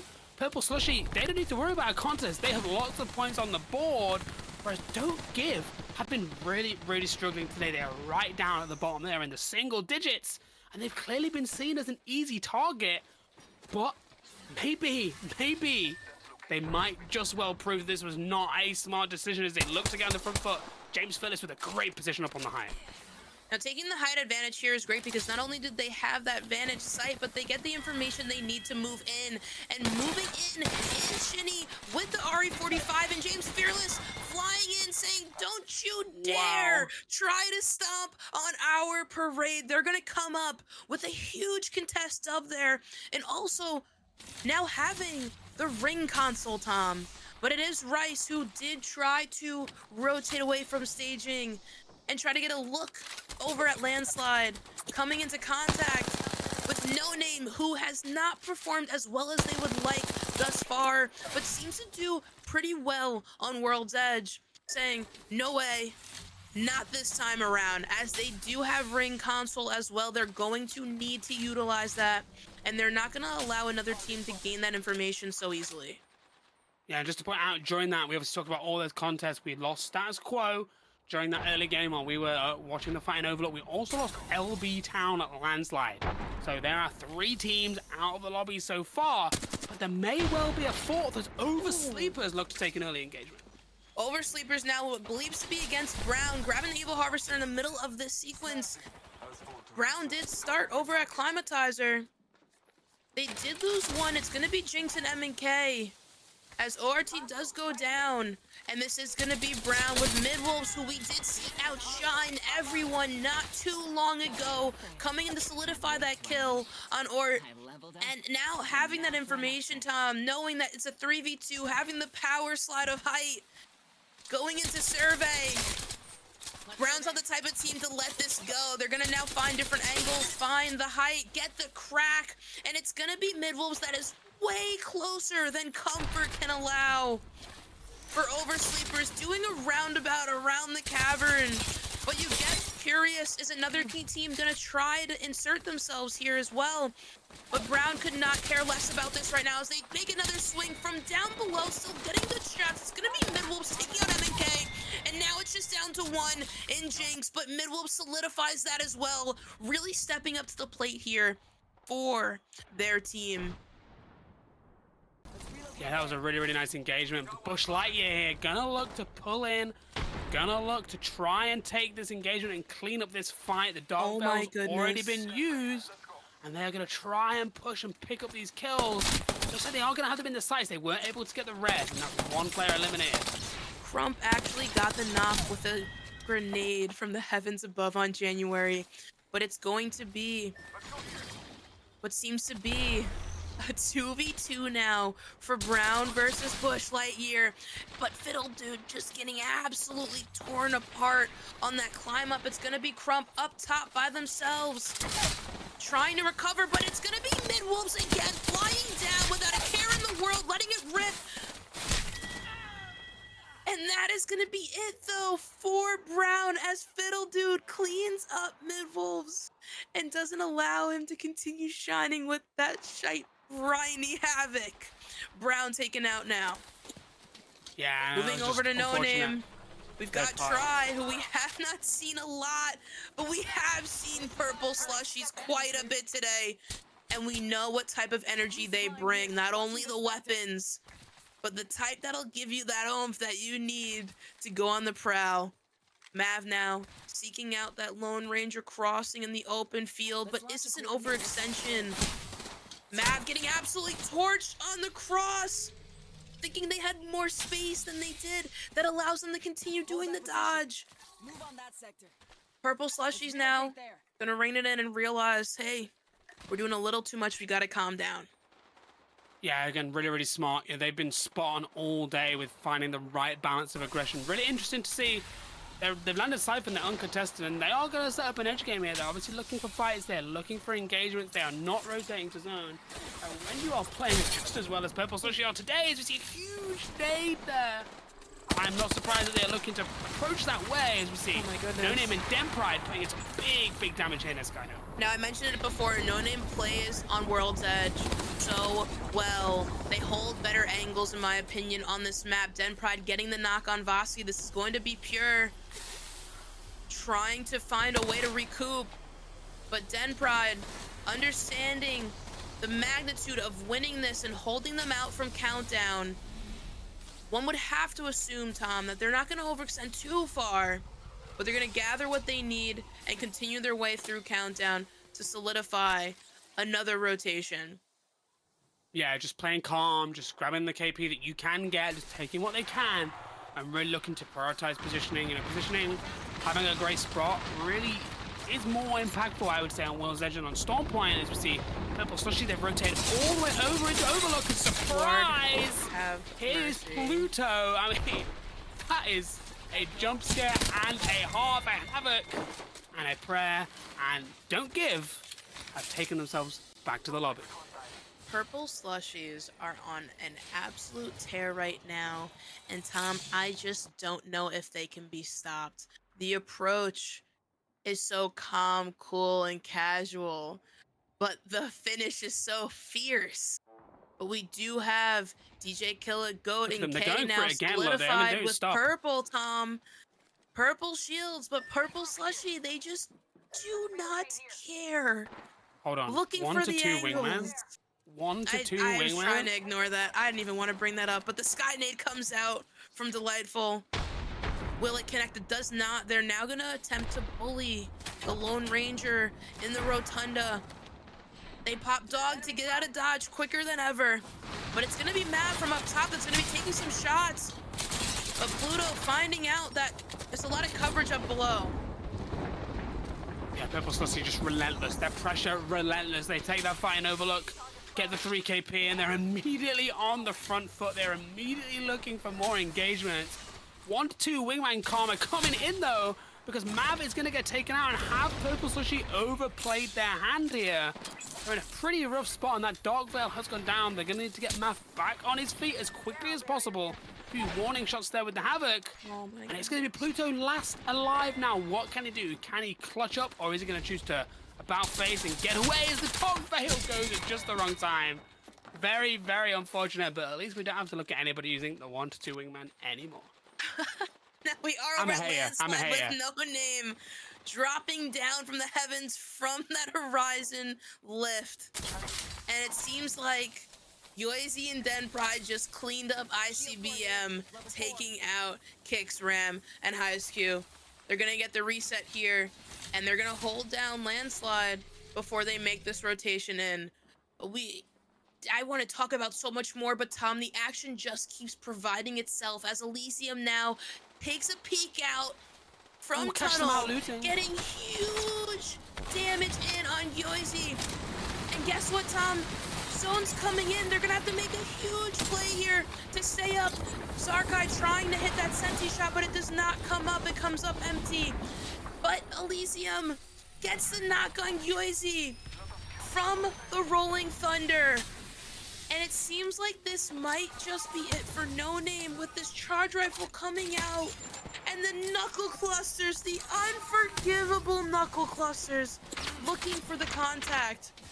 But if there's a duo, Tom, that can get this done, that can hold off Elysium long enough where they have to make a judgment call, it would have to be No Name and Arcstar landing perfectly on RS.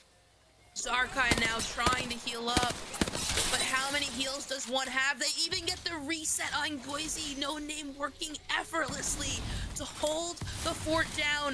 Jake now grabbing Big different angle. angles. They're gonna make them pay here. The Havoc comes out, a big damage, another knock, and this is gonna be a fight for the clutch up, and that is Elysium going down, but No Name now getting hit by the Rolling Thunder that's just passing by Afterlife. Will Chick be able to survive this zone damage with Ring 3 now entering the mix? That's a brave res. Lord have mercy, No Name just fought so hard, but I don't know, Tom, if they get out of that pinch.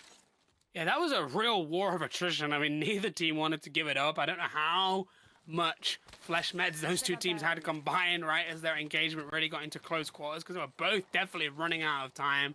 And I think ultimately that fight probably wasn't worth it for either of those two teams. Like, to be stuck that deep in zone, to, you know, lose members of your team, sometimes you just have to back up. As we see the opposite happening here, and this looks like Ping Wingman getting involved in an engagement. Seems like Ping Wingman is here.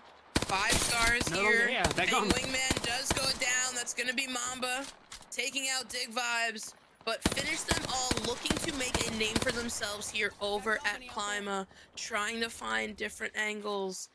Mac with the gold 10 times. Enjoy that while you can, buddy. Longbow. But we do Another have thing Chris getting now. changed. Moving up, finding out that they're healing, gonna try to toss the arcs there into that little nook Not too bad of an arc. They're gonna have to move out. They have to capitalize on this now that the Bangalore is outside. But it doesn't seem that they're gonna come up with the knock here. Playing this outskirts is going to be a little bit difficult. They're really gonna have to make a call here as to whether they want to push in or if they want to hold the outer wall. Now the outer wall here is not a bad play, but they have to make sure that they can hold it. Having Gibby on your side, not too bad, especially combination with the Rolling Thunder. But where 100%. exactly do they want to set up? 100%. They can make spots work because they have that bubble, but there's kind of a weird thing with playing Gibby. I think that seeing a Gibby bubble as like an opposition player gets you so excited these days. Everybody just stares at you immediately. We're obviously, you know, a bit of a throwback to a previous meta, and I think whereas Gibby used to be like a really nice, safe, defensive, calm pick, now it's a little bit of a everybody focuses, you know, situation when you get that bubble down. It'll be interesting to see how that develops as we move to the late game. We see Pure on the Wraith, Maggie, Caustic, channeling the inner Auroras. They're going to make a big push here with the Havoc Cup. Now Pure absolutely flying in for this third party with 5-star fighting up top. 5-star taking some hefty losses here with Dark and Mamba going down, but Pure looking to try to capitalize on the damage that the team up top has done. A lot of teams getting involved now, but Pure biding their time to figure out when it's the right time to shine. And that's gonna be S2 getting eliminated up top, but Mamba and 5-star incredibly weak as well.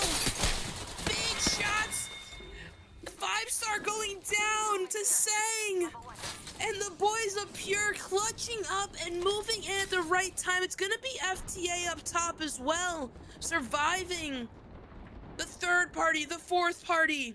But they need to heal soon before Pure decides to wash away their sins up top.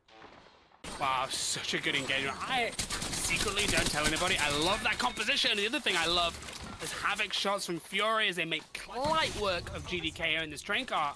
But Bush Lightyear are now going to try and move in, making a swing of their own with, yet again, a Havoc. Havoc Prime is just inevitable at this point, but it is Trapezi that likes to use the L-Star, but unfortunately the punch does come out, and that's going to be Fury Silent taking out the last member and eliminating Bush Lightyear. But just over the horizon, Tom, we have another team looking to try to get intricated on top of Fury, but Detox healing outside. Do they even recognize that they do now? Seems like they got fully healed. It's gonna be Try as a duo, but they're putting in such massive shots from across the way as Des is now absolute, and the bow's gonna come out.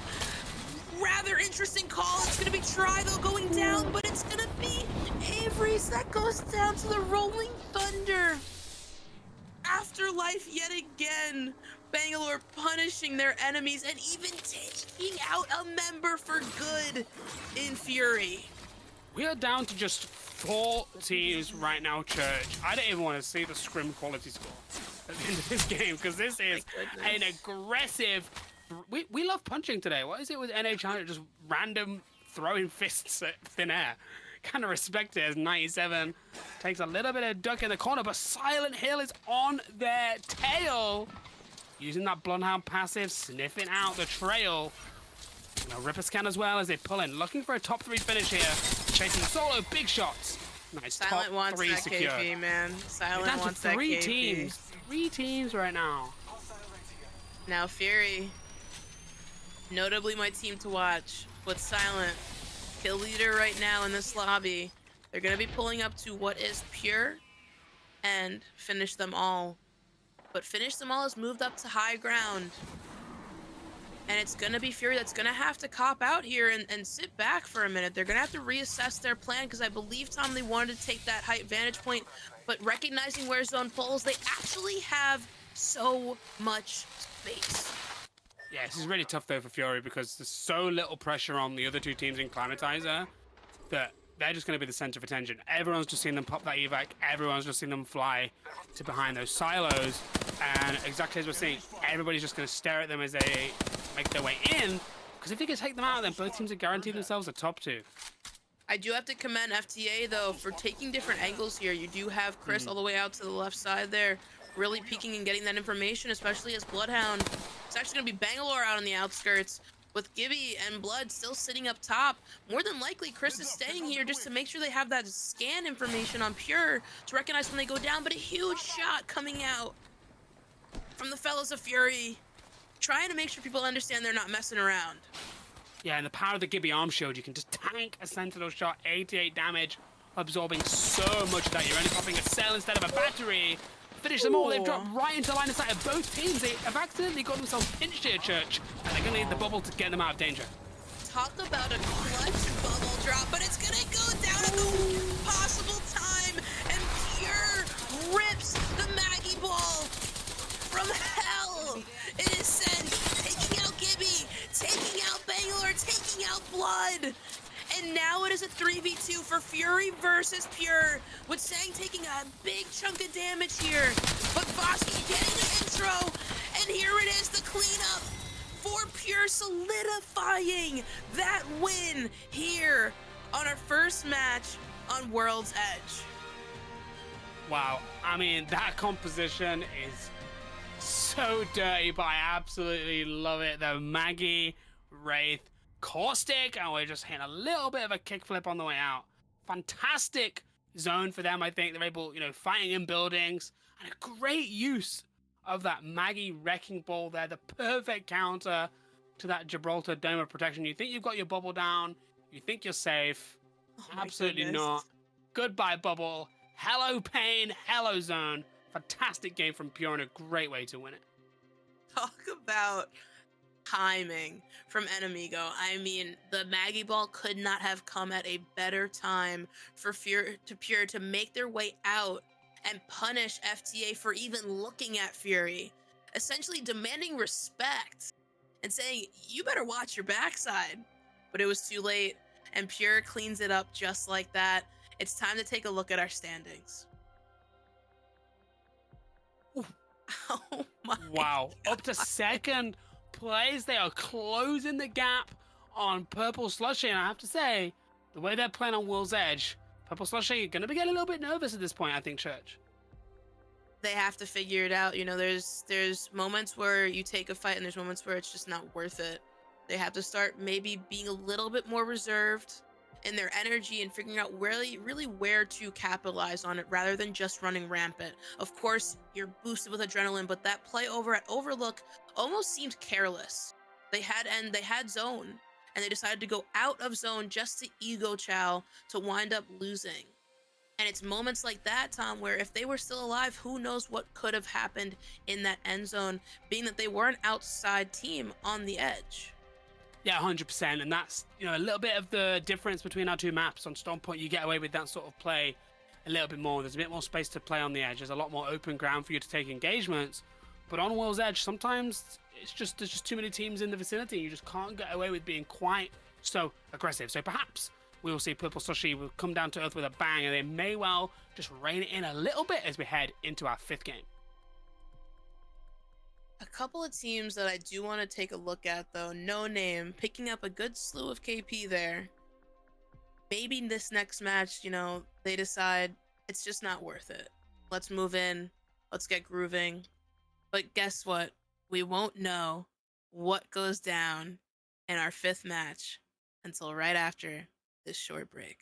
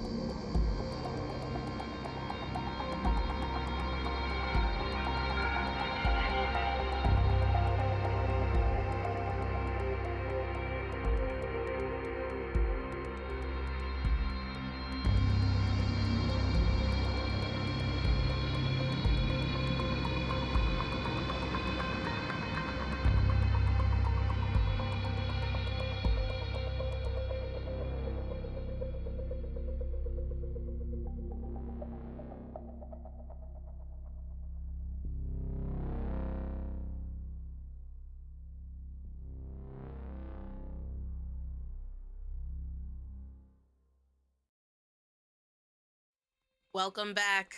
It's almost that time, Tom. It's time to find out not only who wins their contest going into this fifth match and our second match on World's Edge, but will Purple Slushy stay lonely over at Lava Siphon? I'm incredibly curious. Yeah, I think that's one of our most interesting storylines heading into this fifth game, because obviously we saw that, I think you have to call it an ego chow, Overlook, right? Don't give, weren't going to take it, and they absolutely, sent the invaders packing Trap House. Maybe they're going to rethink their strategy. Are they going to land again? They've lost the element of surprise. Is there another team maybe that they might land on? Or are they going to go back to Purple Slushy and say, well, look, the pressure's on you now, because we've got teams, closing the gap on you. So now we will take that contest. I think, there's a lot to see, and I'm very interested to see exactly how these teams react as we approach the closing stages of our competition today. Now, Bush Lightyear and Elysium, they didn't actually finish either team. It seemed like they just disengaged that tree, but over at Thermal, we did see ICBM take out Status Quo. So again, just these contests, they develop so naturally, but you can only start to wonder, how will the next drop go? Flight patterns change, especially that, they are coming out of a ship. They're not just popping up at their POI, right? So you talk about a bad jump, that can make or break a contest. Yeah, exactly, 100%. And of course, the sort of small p politics of a contest is so interesting. Which team do you focus? How do you land? What do you learn from the previous contest? Do you stick? Do you twist? Do you stay? Are you prepared to throw away potentially a chance at more points? Yeah, exactly, right? So I'm really interested to see, like we've already mentioned, about what goes on at Overlook, but of course, all these other contests, there's so much at stake, there's so much at play, and we do have sort of 1.5, I would say, open POIs. We have Fragment, which is kind of a POI, I guess you could kind of land there. But we also have S2 have Launch Site and Dome right now. There's one thing that the Pro League draft system has taught us, is that Dome can kind of work if you play it right. So it might be interesting to see if a team tries to ego S2 out of holding both of those POIs down at the very south of the map. The thing is, though, Tom, the only team I could see that would do that is Trap House or we're going again, round 2. But here we go. It's going to be Don't Give, and Trap now going back at it. Taking this contest. James Fearless doing absolutely that, being fearless as ever, flying right in with the wingman, knowing they can hit their shots. They're going to do 45 on whites here, knowing that they're both matched up with white shields. Evil Harvesters have not dropped yet. Now is the time to capitalize before they potentially spawn in this POI. Yeah, really interesting to see this fight is absolutely back on, and Don't Give straight on the front foot. I mean, if there is a sign of confidence and aggression, it was James Fearless. Picked up one weapon, who just sprinted at the opposition. Absolutely no hesitation, no doubts. But that push has now relaxed, and we will see how does this go. Trap House with the fuse, and we do not want to see Don't Give forced into a building, because those knuckle clusters could do some serious damage. Now Trap kind of isolating themselves into this building, not allowing themselves much room to develop off of a push here, and it's going to be Don't Give moving in. Draco moving to the top here, finding one lurking about, almost getting the knock. It's gonna be going down, and that is 2 going down. Golden and Fearless now getting dropped by Lamos. And now it is a sole member for Don't Give, as Trap has turned the tides, making Don't Give think that they have left. Oh my goodness, not to the kick him in the power face? slide, with Don't Give being eliminated by Trap in the contest. It's starting to get personal, Tom. I rate that though. Shinny just saying, well, if you're gonna kill me, I'm gonna kick your jaw before you take me out. Absolutely just launched himself at the enemy, but Trap House this time getting it, locking themselves in, picking up those 3 KP, and they're going to try and play their game out. And now my attention immediately turns to the third game, and do those teams fight out again, or do Don't Give head somewhere else? So interesting, but for now, we'll jump back into thinking about game 5 as LB Town, using my favorite legend in competitive Apex, to be honest. I love a bit of Loba gameplay. We'll see. Can they make it work? So far, things haven't quite been going to plan for them. It has not worked out exactly according to plan, but it seems that they're starting to recognize that an earlier rotation might actually benefit them, especially when you're playing a legend like Rampart who can really lock down a building. Finding out the zone early on is crucial to capitalize on that mechanic. We do now have Jack taking the zip across the way, recognizing that the Evo Harvester is right within reach, but the cues coming out from the teammates, the understanding and awareness of the team lurking beneath. But it seems that Jack does not care one bit, because guess what? Ping Wingman's in town, and they are making the ground shake. Who's getting a knock here on Silent that's going to be absolutely massive, as they now have a 3v2 scenario on their hands. Big shots from Dig here, looking to get the knock, comes up empty, as one is able to skirt right inside, but Dig decides, you know what, if I can't get that one, I want to have this one, but he can't get that one either. It's only going to be Kuz now getting the full. But they do pay for that as they get knocked. But it seems like they've been picked back up with other teams now entering the space. Fury is going to be down one for quite some time, as we did see LB move on in. But Ping Wingman, with the Watson play, really can decide whether or not they want to stay or go, and it seems like they're going to take their way on closer and closer to what very well may be end zone, Tom. Yeah, I mean, who'd have thought another zone pulling to the north of the map on World's Edge, but Ping Wingman have done exactly what they need to do there. This composition, the way they're looking to play the game, is not set. Oh, Purple Slushy are chasing them, though. Hold that thought, because Mav is... Did they even know? Did they even know that that's where Ping Wingman had gone?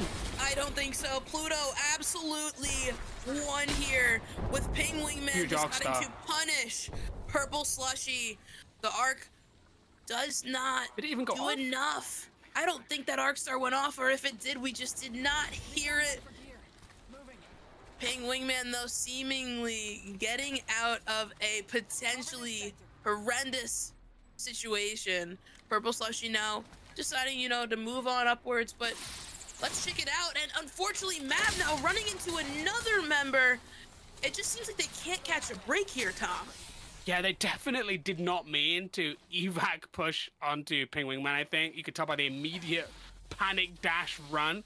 What I was going to say before Purple Slushy descended from the heavens in Imperial Hal style was that for a team like Ping Wingman, their composition is not made to fight at this stage of the game. They are looking to get into a good spine zone, and they did really well to escape from Fragment and then survive again as another team lands on their head as we jump into Overlook, and we have people just love to fight in Overlook today, Church. And it looks like this is Trap yet again cleaning up what they would like to call their home, and that's gonna be Jay taking out the last member of Try, as Trap really changes their pacing here. Yeah, and that's just still an Overlook. They're minding their own business. I don't know if they have access to a ring console. I don't know if, because they have Fuse, so they could well have picked the perk that allows you to scan the next zone, getting that Ringmaster Legend upgrade to be able to scan those ring consoles. I don't know exactly what information they have right now, so we're doing a little dancey dance while we loot, kind of like that. But we will see exactly how they choose to approach the rest of the game, because they already have, I think that must be 6 KP on the board right now, which is a really, really healthy amount of points to have with 17 teams still left. Elysium makes it out of tree and seems to have found somebody else along their rotation out, with another member holding the cross. It's gonna be Dreams looking to clean this up, and it's gonna be Dreams taking out Bosky. But Enemigo takes out Zarkai, and it's now a 2v2 for these two squads. Very slow.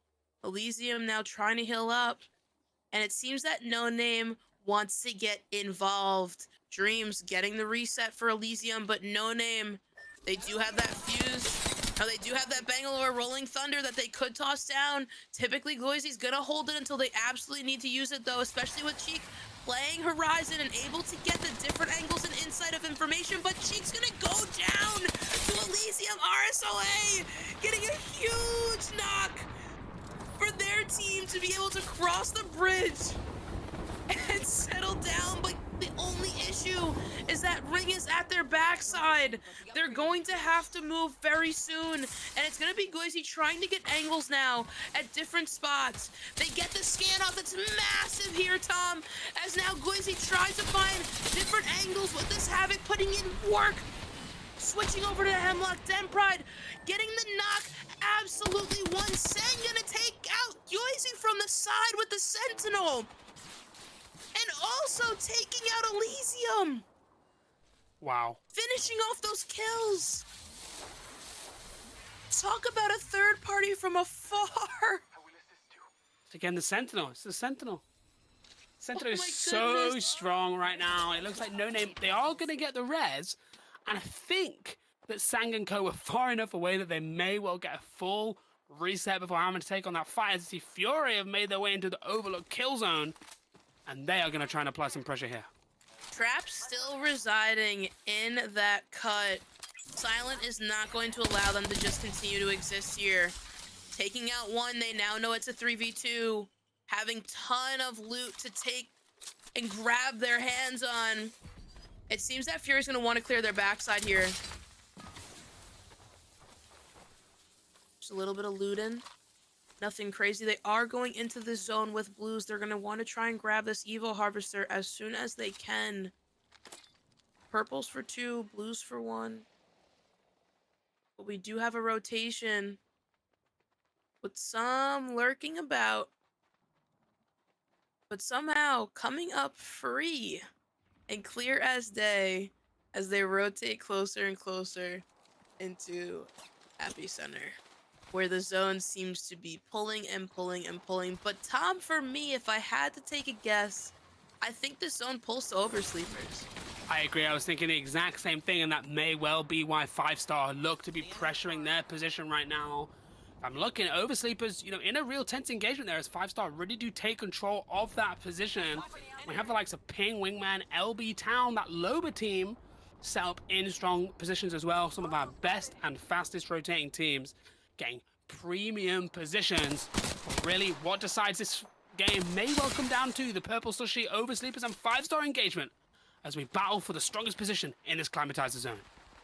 And here we have Jinx, Mav, and Pluto really taking angles in time, but they're gonna lose 2, and it's gonna be just up to Dark now to try to root out Oversleepers from this position that they want to call theirs.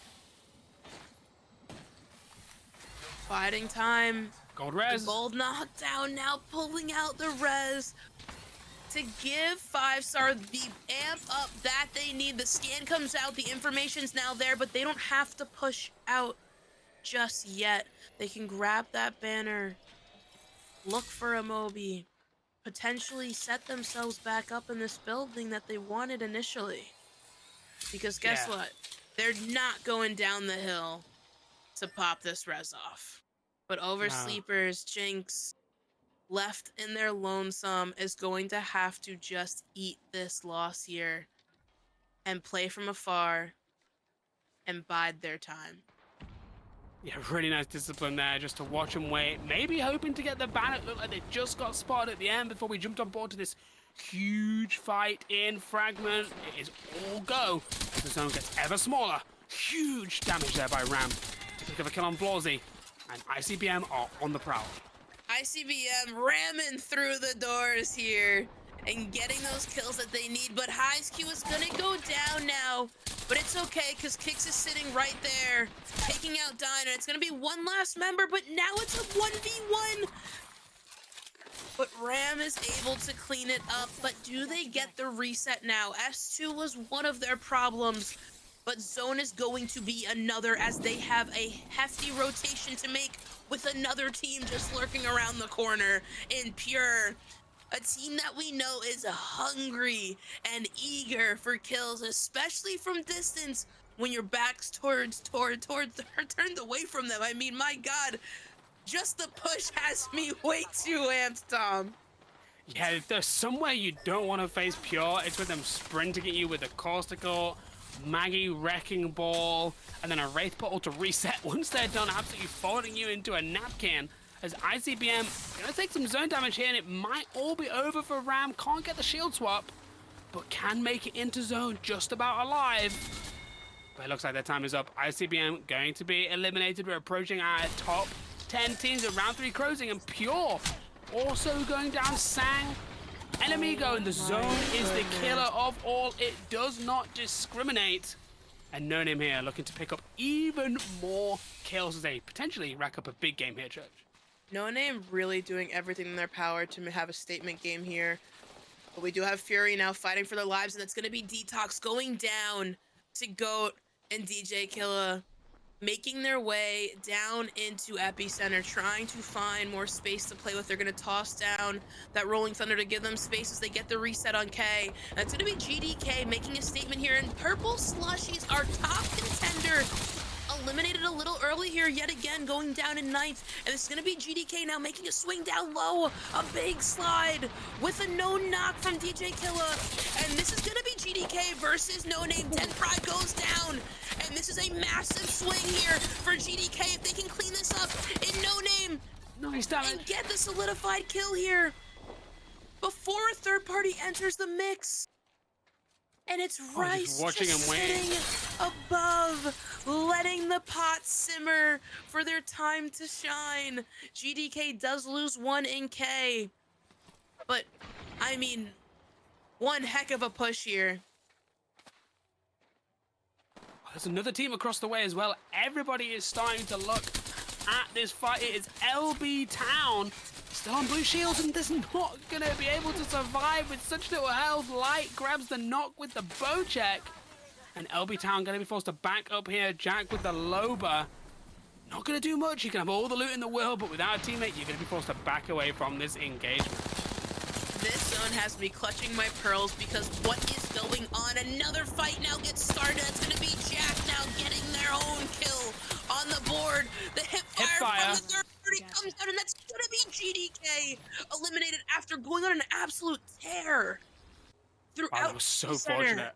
So lucky to come around that corner and see an unwilling, unbeknownst to them, somebody just stood there trying to pop some heals. LB Town salvaged that situation. We have Dig Vibes has the Kraber. He also has a thermite grenade. He's not going to throw it.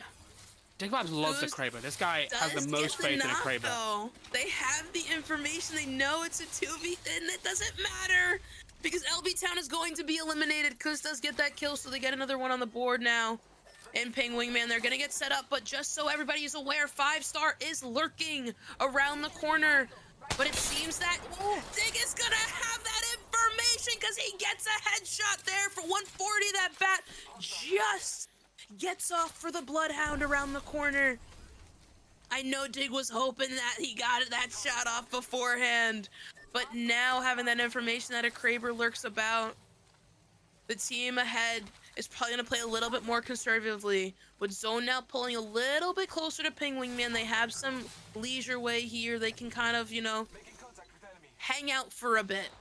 But the combination of a 4x10 Sentinel and a Kraber for intel alongside a Bloodhound scan is absolutely massive.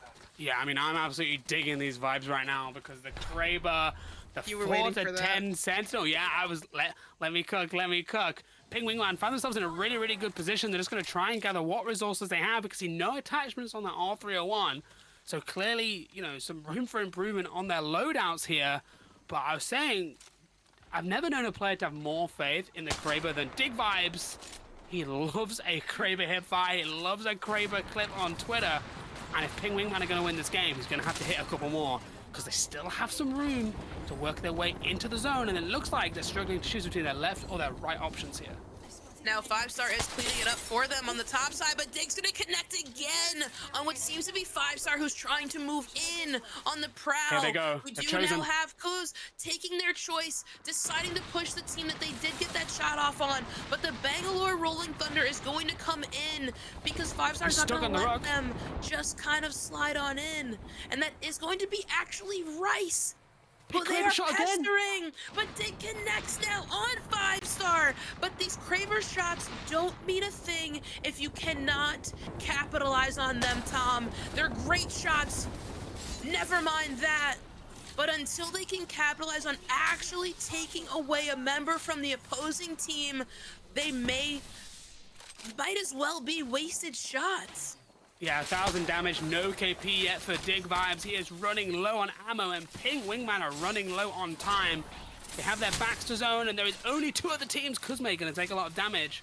Ping Wingman, they need an opening here from this Kraber. This Kraber is so important. They need to find a way to get themselves out of this position. They are not going to win the game from here. Those other two teams are not going to fight without some encouragement. Let's see what they can do. It's actually insane how much space is being created by this Glacier in between 5-star. And allowing Ping Wingman to just get pestered without any pressure from the two teams at height amongst each other. It's just looking down the cavern at what seems to be like easy pickings, but Ping Wingman's not making it easy. That's a headshot for 189 from Dig. Dig is probably over here screaming, push them, looking for 5-star to make the move, but instead 5-star keeps easing their way over to Ping Wingman's side, and Rice somehow, some way, just eating these bullets for breakfast and getting resets for free every time. But again, it comes down to that Glacier just providing so much space where these two teams quite literally have to push up on Pure unless Pure chooses a side. Yeah, Ping Wingman, they've run out of time. Dig, solid effort with the Kraber, but he wasn't able to get the knock. So much damage, so many nice shots. That Watson pylon gonna help, but they just ran out of space. And time is of the essence in Apex Legends, and time is up for Ping Wingman. Rice and Pure both making their move. Oh boy, this is tough. 3v3. 5-star now, swinging to the side, gonna find Rice. Big shots here, coming out with the Havoc. Metsu looking for the angles as Mama pops off this bat. They do have the drill in hand, but I don't think they're gonna need it here, Tom. And just like that, oh my god, the Maggie Ball comes out, and out in zone is Light, and that is gonna be it. 5-star just buying their time, picking and pestering alongside Rice, allowing them to handle business so that they can take the trash out before Mom gets mad. I love that. That was honestly one of the most intense final circles, that we've had all day. Three teams all looking at each other, like you called out, like Glacier, right down the middle of the zone. We've got everybody's kind of, hiding, crouching away from the Kraber, and you have so much damage, like almost 1,500 damage from Dig, without being able to get any reward with that KP. It's so unfortunate. You just can't get the opening, and some of that is just down to the position. They were downhill. They had a really tough rotate without the Catalyst wall to shield any push that they could have made, and ultimately it was which team was going to have to make that move first, and 5-star were able just to stay at the top of the hill, watch, wait, and clean up for a very, very nice victory. It's time to see where that placed 5-star on this leaderboard, as Purple Slushies did go out a little bit earlier. And that is going to be the monumental movement in the leaderboard that we were talking about earlier before. Staying alive is the name of the game when you hit that top spot, and 5-star took advantage of the high ground, Tom. Yeah, 5-star, doing what they do best, which is winning challenger circuits. They take the lead at the dying moments here with one game left to go. Are we going to see someone go back-to-back in the challenger circuit? Because that would throw a spot right open into the overall standings. I mean, it did happen earlier today in EMEA with Gollum, and we're going to have to see. Does Pure have another standout game? Does Purple Slushy decide, we got to play a little bit more reserved and really take care of ourselves here? There's a lot of things that can happen, but one thing that is going to happen right now is a short break, and when we come back, we'll be dropping right into our final match of the night. See you guys soon.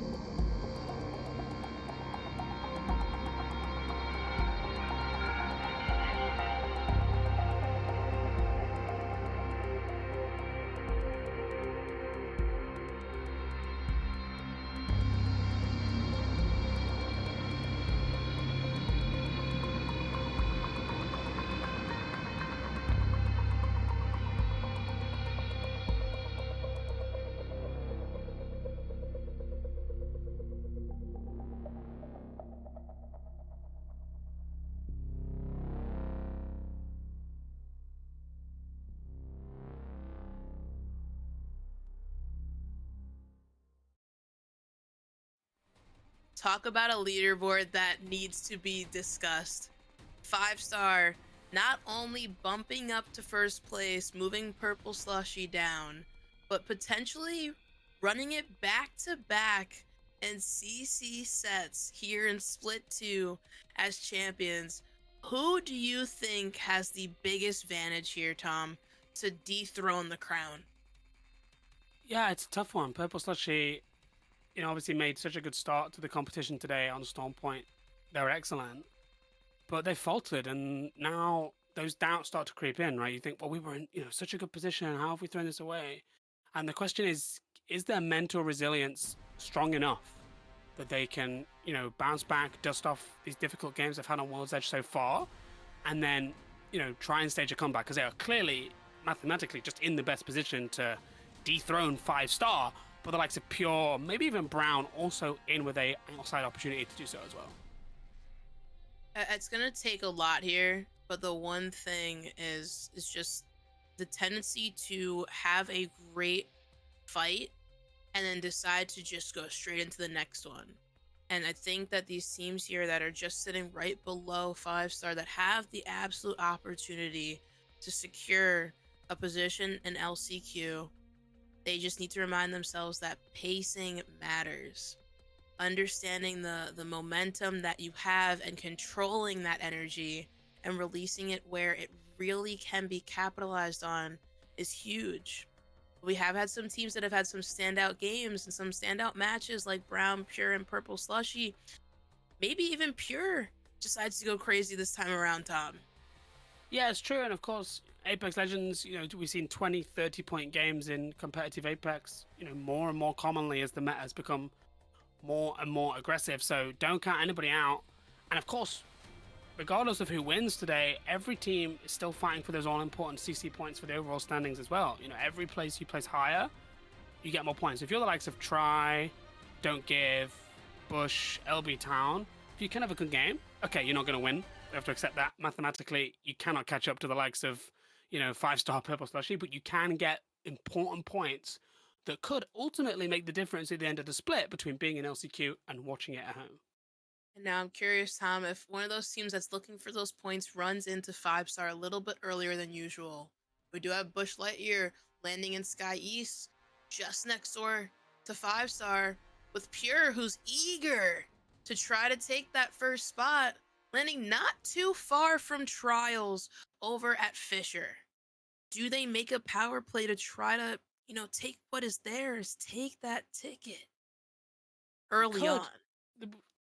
Definitely a possibility. I think Game 6, anything can happen, and unexpected surprises, last-minute change-ups are so effective in Apex, especially at a high level like this in tournaments. We've seen it so many times over the years. So I'm definitely keeping my eye out to see if anybody does anything a little bit different to what we've seen in our past couple of World's Edge games. A beautiful view we have here of World's Edge as we do say goodnight to this map after this match.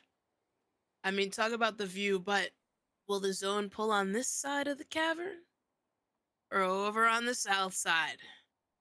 Only time will tell, as teams are still dropping out. And for some, this may be the last time you see members drop out of the jump ship. But Elysium now, fighting over at Tree. Able to get out of Tree so far, but it being the last match of the nighttime, as you did say, energies change and mindsets shift. We need these points, some may say. But Elysium so far has handled their own over here. Truly huge shots with RSOA hitting those 30-30s, but also getting damage themselves. About equal parts this, a little equal parts that. A big senti shot coming out from Dreams, but it's not going to connect. And it's going to be Zarkai going down first here. This is going to be Status Quo trying to get their revenge.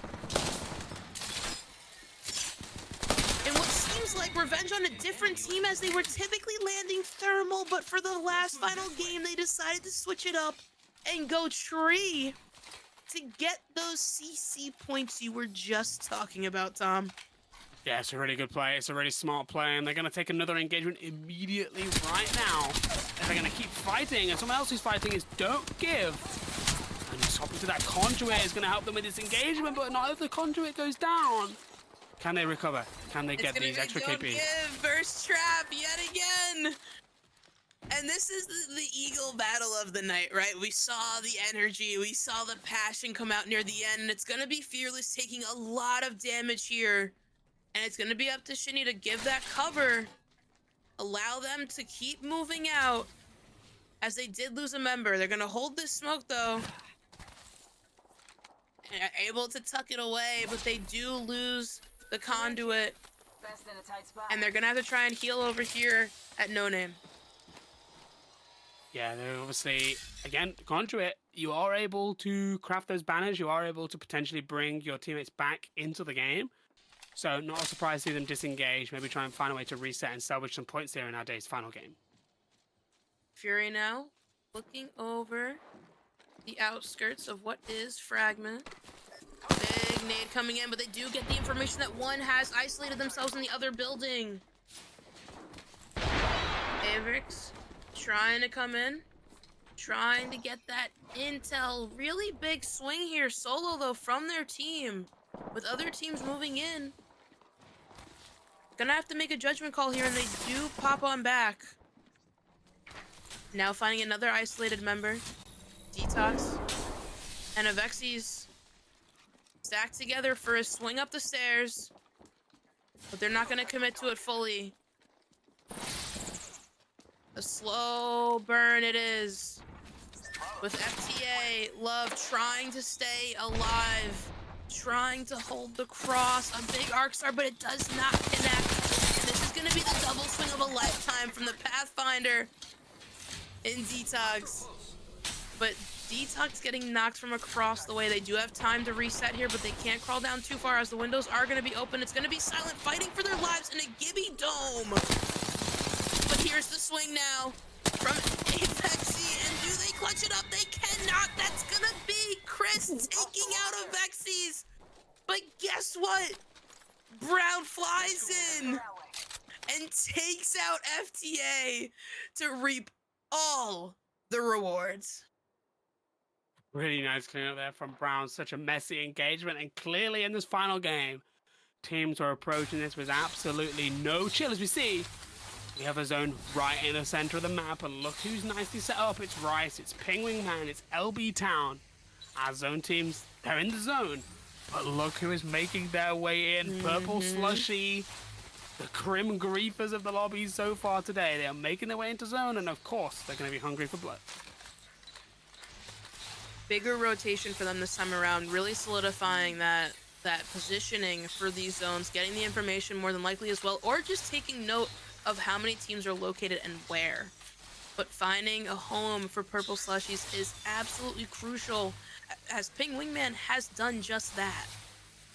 A central zone like this can be very difficult to pick apart, but if you're in this zone early and you're able to find somewhere comfortable to get the outlook, it may just work out. But now, over at Geyser, we have James Fearless and Golden trying to make something work here against what very well may be GDK. Yeah, it looks like there was 4 teams in the vicinity here, so this could be a very, very messy engagement in Geyser. But Don't Give, one of our teams that really need to put some points on the board to move their way up the leaderboard.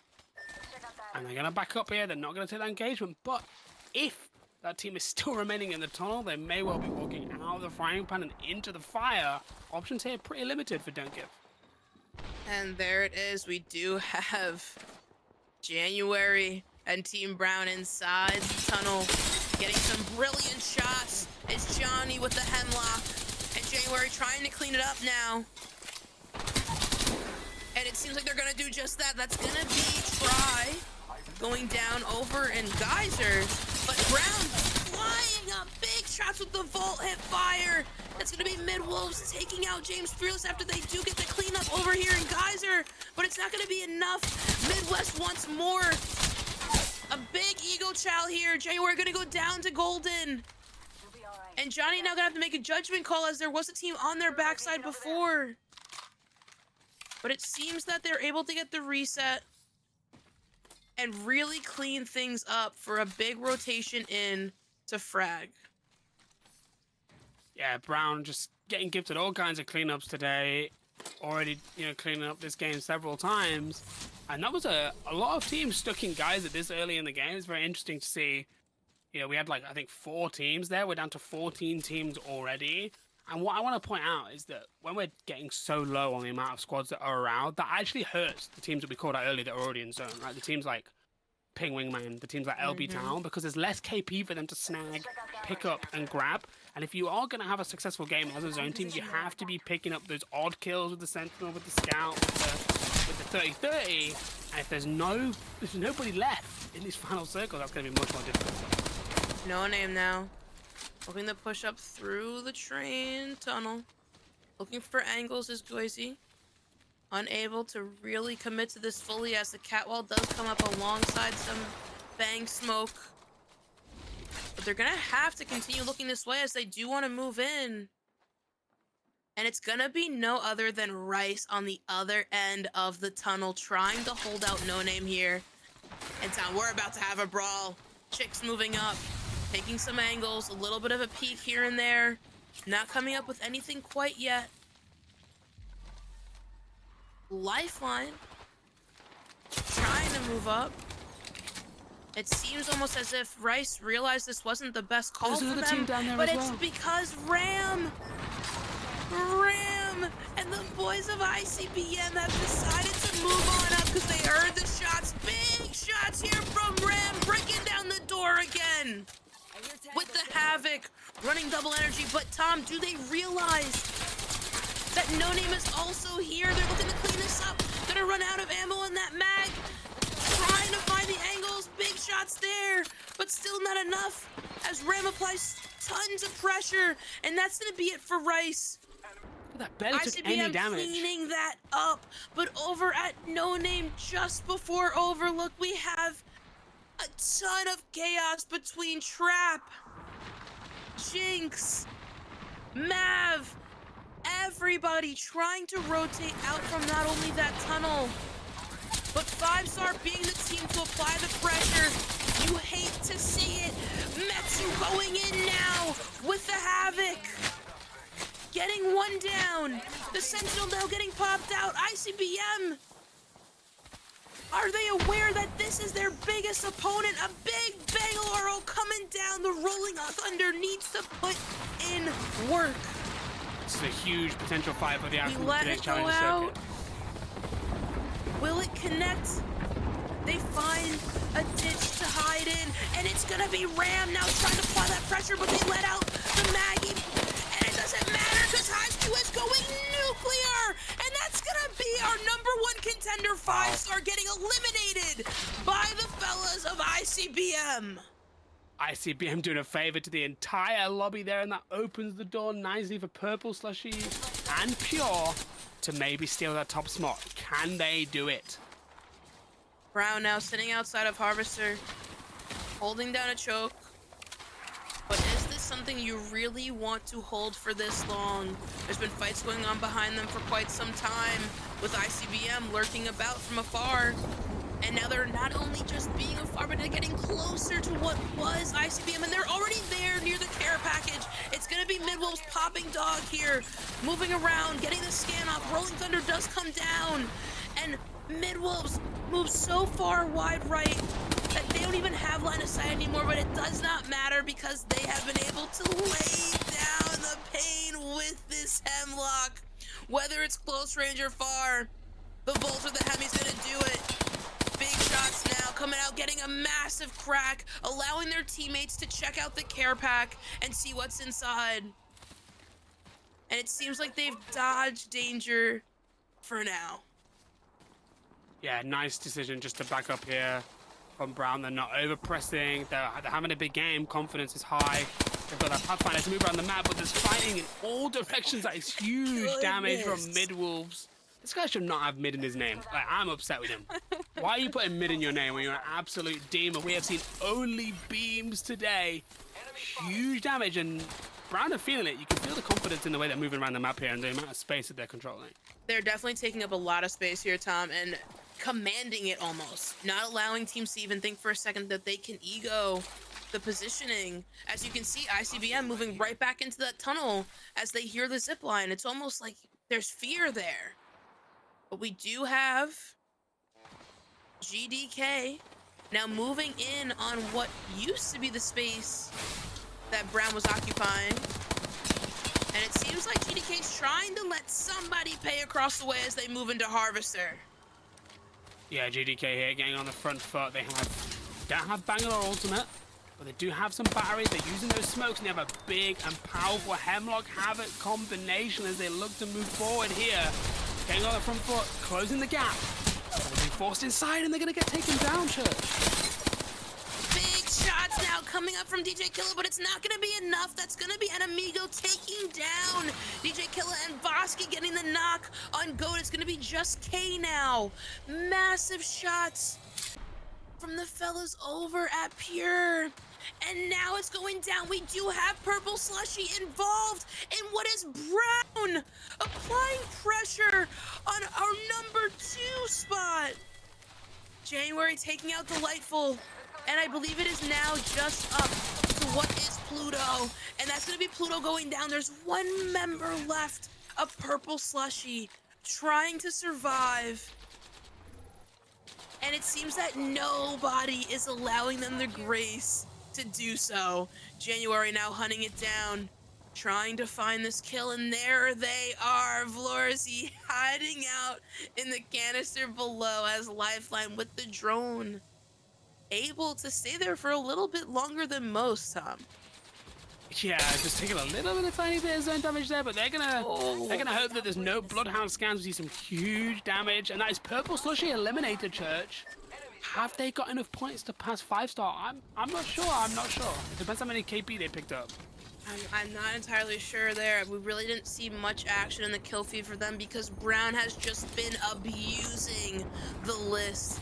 They move in now further and further into Monument, looking to capitalize on what very well may be Ping Wingman, because we know, and it is, January takes down Dig Vibes up top as Midwolves moves in trying to take out these fences, these devious fences. Dig Vibes still down. They try to heal up here, but Brown's not going to allow that to happen. With the kill leader being Johnny. Johnny flies in, says, hey, I can do it, and does take down Soviet, but Kuz is going to take down Johnny, and it's going to be up to January and Midwolves to clean this up. They got to take out these fences and move in, and there it is, the big swing there. And that's going to be Ping Wingman, but a third party does lurk about. And this might be it for Brown as the pressure's being applied, but big shots come out from January.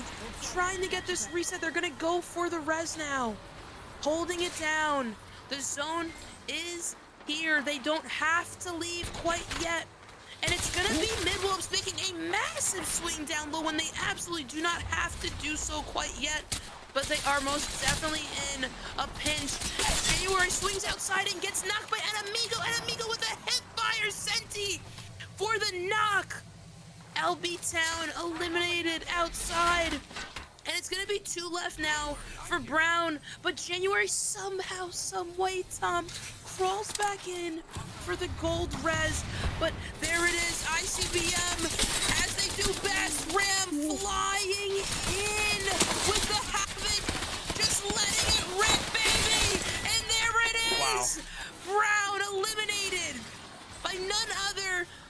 than those that wreak havoc. The fellas of ICBM, but now we have Pure on the other teams. side of town taking out GDK. The team that really needs to put on a show here. Pure Really might needs have done to it. take up and take this KP in the last team standing. Will Vosky have that chance for LCQ? Will Enemigo hit another devious shot? And will Sang gather that info and hit those shots that are needed to capitalize on this matchup here? Target spotted there. The information is given. They take their time. The scan comes in. Sang is on scan, but they don't really have to worry too much because they do have Q in just under 5 seconds. Vosky holding on to that Costicle for dear life. Ram does not have Rolling Thunder big shots though with the bolt, but is it gonna be enough? They do get enough, but Highski's gonna go down too. It's now a 2v2, and it's gonna be Vosky in a 1v1 now of all time. Can they pull it off? Big damage. Kicks goes crazy, and ICBM pull off one of the craziest sequences I have ever seen here on the edge. Oh my goodness, Tom, what a performance. I don't that was a game. That was a game of Apex Legends. I'm kind of lost for words. That I really thought that Pure had done that. I thought Pure had it in the bag. They took the initiative. They had the opening damage, and then ICBM just turned it in. I genuinely don't know which teams won this, because Pure, they had a lot of points to make up. 5-star went out early, but I think Pure might have needed the win in order to be able to do that. And I don't think they think needed Purple that Slushy KP, closed it Tom. either. Yeah, I think they this needed is that gonna be KP. really tight. As we say in the UK, it's officially squeaky bum time. Oh my Wait and goodness. see as we're just calculating those scores. I mean, talk about the pressure and drive of ICBM to just fly into that building and say, we need these kills. And not only doing it in fashion, but doing it so effortlessly with Ram flying in the gates. You're getting that entry knock for the team's confidence to go up. Oh my God. Tom, I love Apex Legends. I love Apex. I don't know about you, but first and foremost, I want to say thank you to Versus, GG, for not only hosting this, but allowing me and Tom to do our job here, play Apex, and of course EA for building this beautiful game that we love to call Apex Legends. But now, Tom, the moment we've been waiting for. You could check the leaderboard with command leaderboard in chat, but I think you're gonna want to stick around to see this because the standings are in, and there can only be one winner of this series. Our winner for North American Challenger Circuit Split 2 Series 2 is going to be 5-star yet again, Tom. So, I mean, not to be a hater. I shouldn't be a hater because they performed fantastically today. But obviously, this has, implications for the overall LCQ format, because 5-star them winning today means that we, in a bit of an awkward position, we don't get an LCQ qualifier today because they already have their spot. Their ticket is punched. So the spot that they would have had is going to go into the overall pool of spots that will be handed out to teams in the overall standings. Doesn't get passed down to the second place team today. My heart. But, I mean, you got to tip your hat to this team. 5-star to win one Challenger Circuit is so impressive. With the hundreds of teams that enter, all the rounds you have to grind your way through. To make back-to-back finals is impressive, but to win 2 Challenger Circuits in a row, what a performance, and very, very well deserved. I mean, the play style and the confidence they have in each other. It just goes to show what that leads to, and it is success. But what I want to do now is check out that leaderboard and see what the point differential was in this CC set. And oh my God, Tom, oh my God. If they win the game. Oh my God. If they win the game. Tom, if they win the game, Pure goes to LCQ. You can't help but feel for Vosky in this moment. A man that has gone through the ringer to go again and again in Challenger Circuit, just begging for that chance. And to come up just short of that one clutch kill. Man, I hope to see him back here again. But these teams today, Tom, unbelievable performances all around. Even Brown making a huge climb up here, going all the way to 60. And again, kudos to ICBM for giving a lot of teams a run for their money today. Yeah, Brown had a really, really big last game to really close the gap, and I think Purple Slushy, third, you can't sniff at it. It's a great result, gets you a lot of points to the overall standings, but definitely going to be a little bit of disappointment there because they were just in the driving seat, like they owned the car. They'd paid all the down payments, they paid off the plan, they had the keys, and they just kind of stumbled on Will's Edge. They just haven't been able to put the points down that they needed to, and they're going to feel like a little bit of a lost opportunity today because it looked like they were going to run away with it, and they've been passed by not just one, but two teams and nearly a third. So definitely back to the drawing board on Will's Edge for Purple Slushy, but with how well they played today, especially on Stomper, I've got no doubt that we'll be seeing them again in the next Challenger Circuit finals.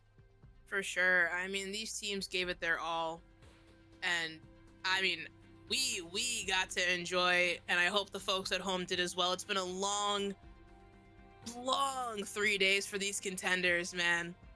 But to see them put it all out there and really go for it, you can't make that up, and you really don't see that anywhere else but here in Challenger Circuit. You might see it in Pro League, but the passion right here is completely undefeated. It's been an absolute pleasure being your casters for today. Tom, how about you? You'll let the people know where they can find you before we go to bed. Yeah, you can find me at tag_Tom_Apex on Twitter. And tell you where else you can find me. You can find me in my bed in about 20 seconds because it is almost 5 in the morning here. But church, there is no one I would have rather hung out with at the wee hours of the morning. It's always a pleasure to kick it with you while the sun rises and mine goes down. For those that are looking to find me, you can find me at TMT_church over on the Birdie app. And if you're looking for me over on Twitch, you can find me at TakeMeToChurch__. It's been an absolute pleasure. And we hope to see you all again for the next series of Challenger Circuit, July 22nd. Have a good night.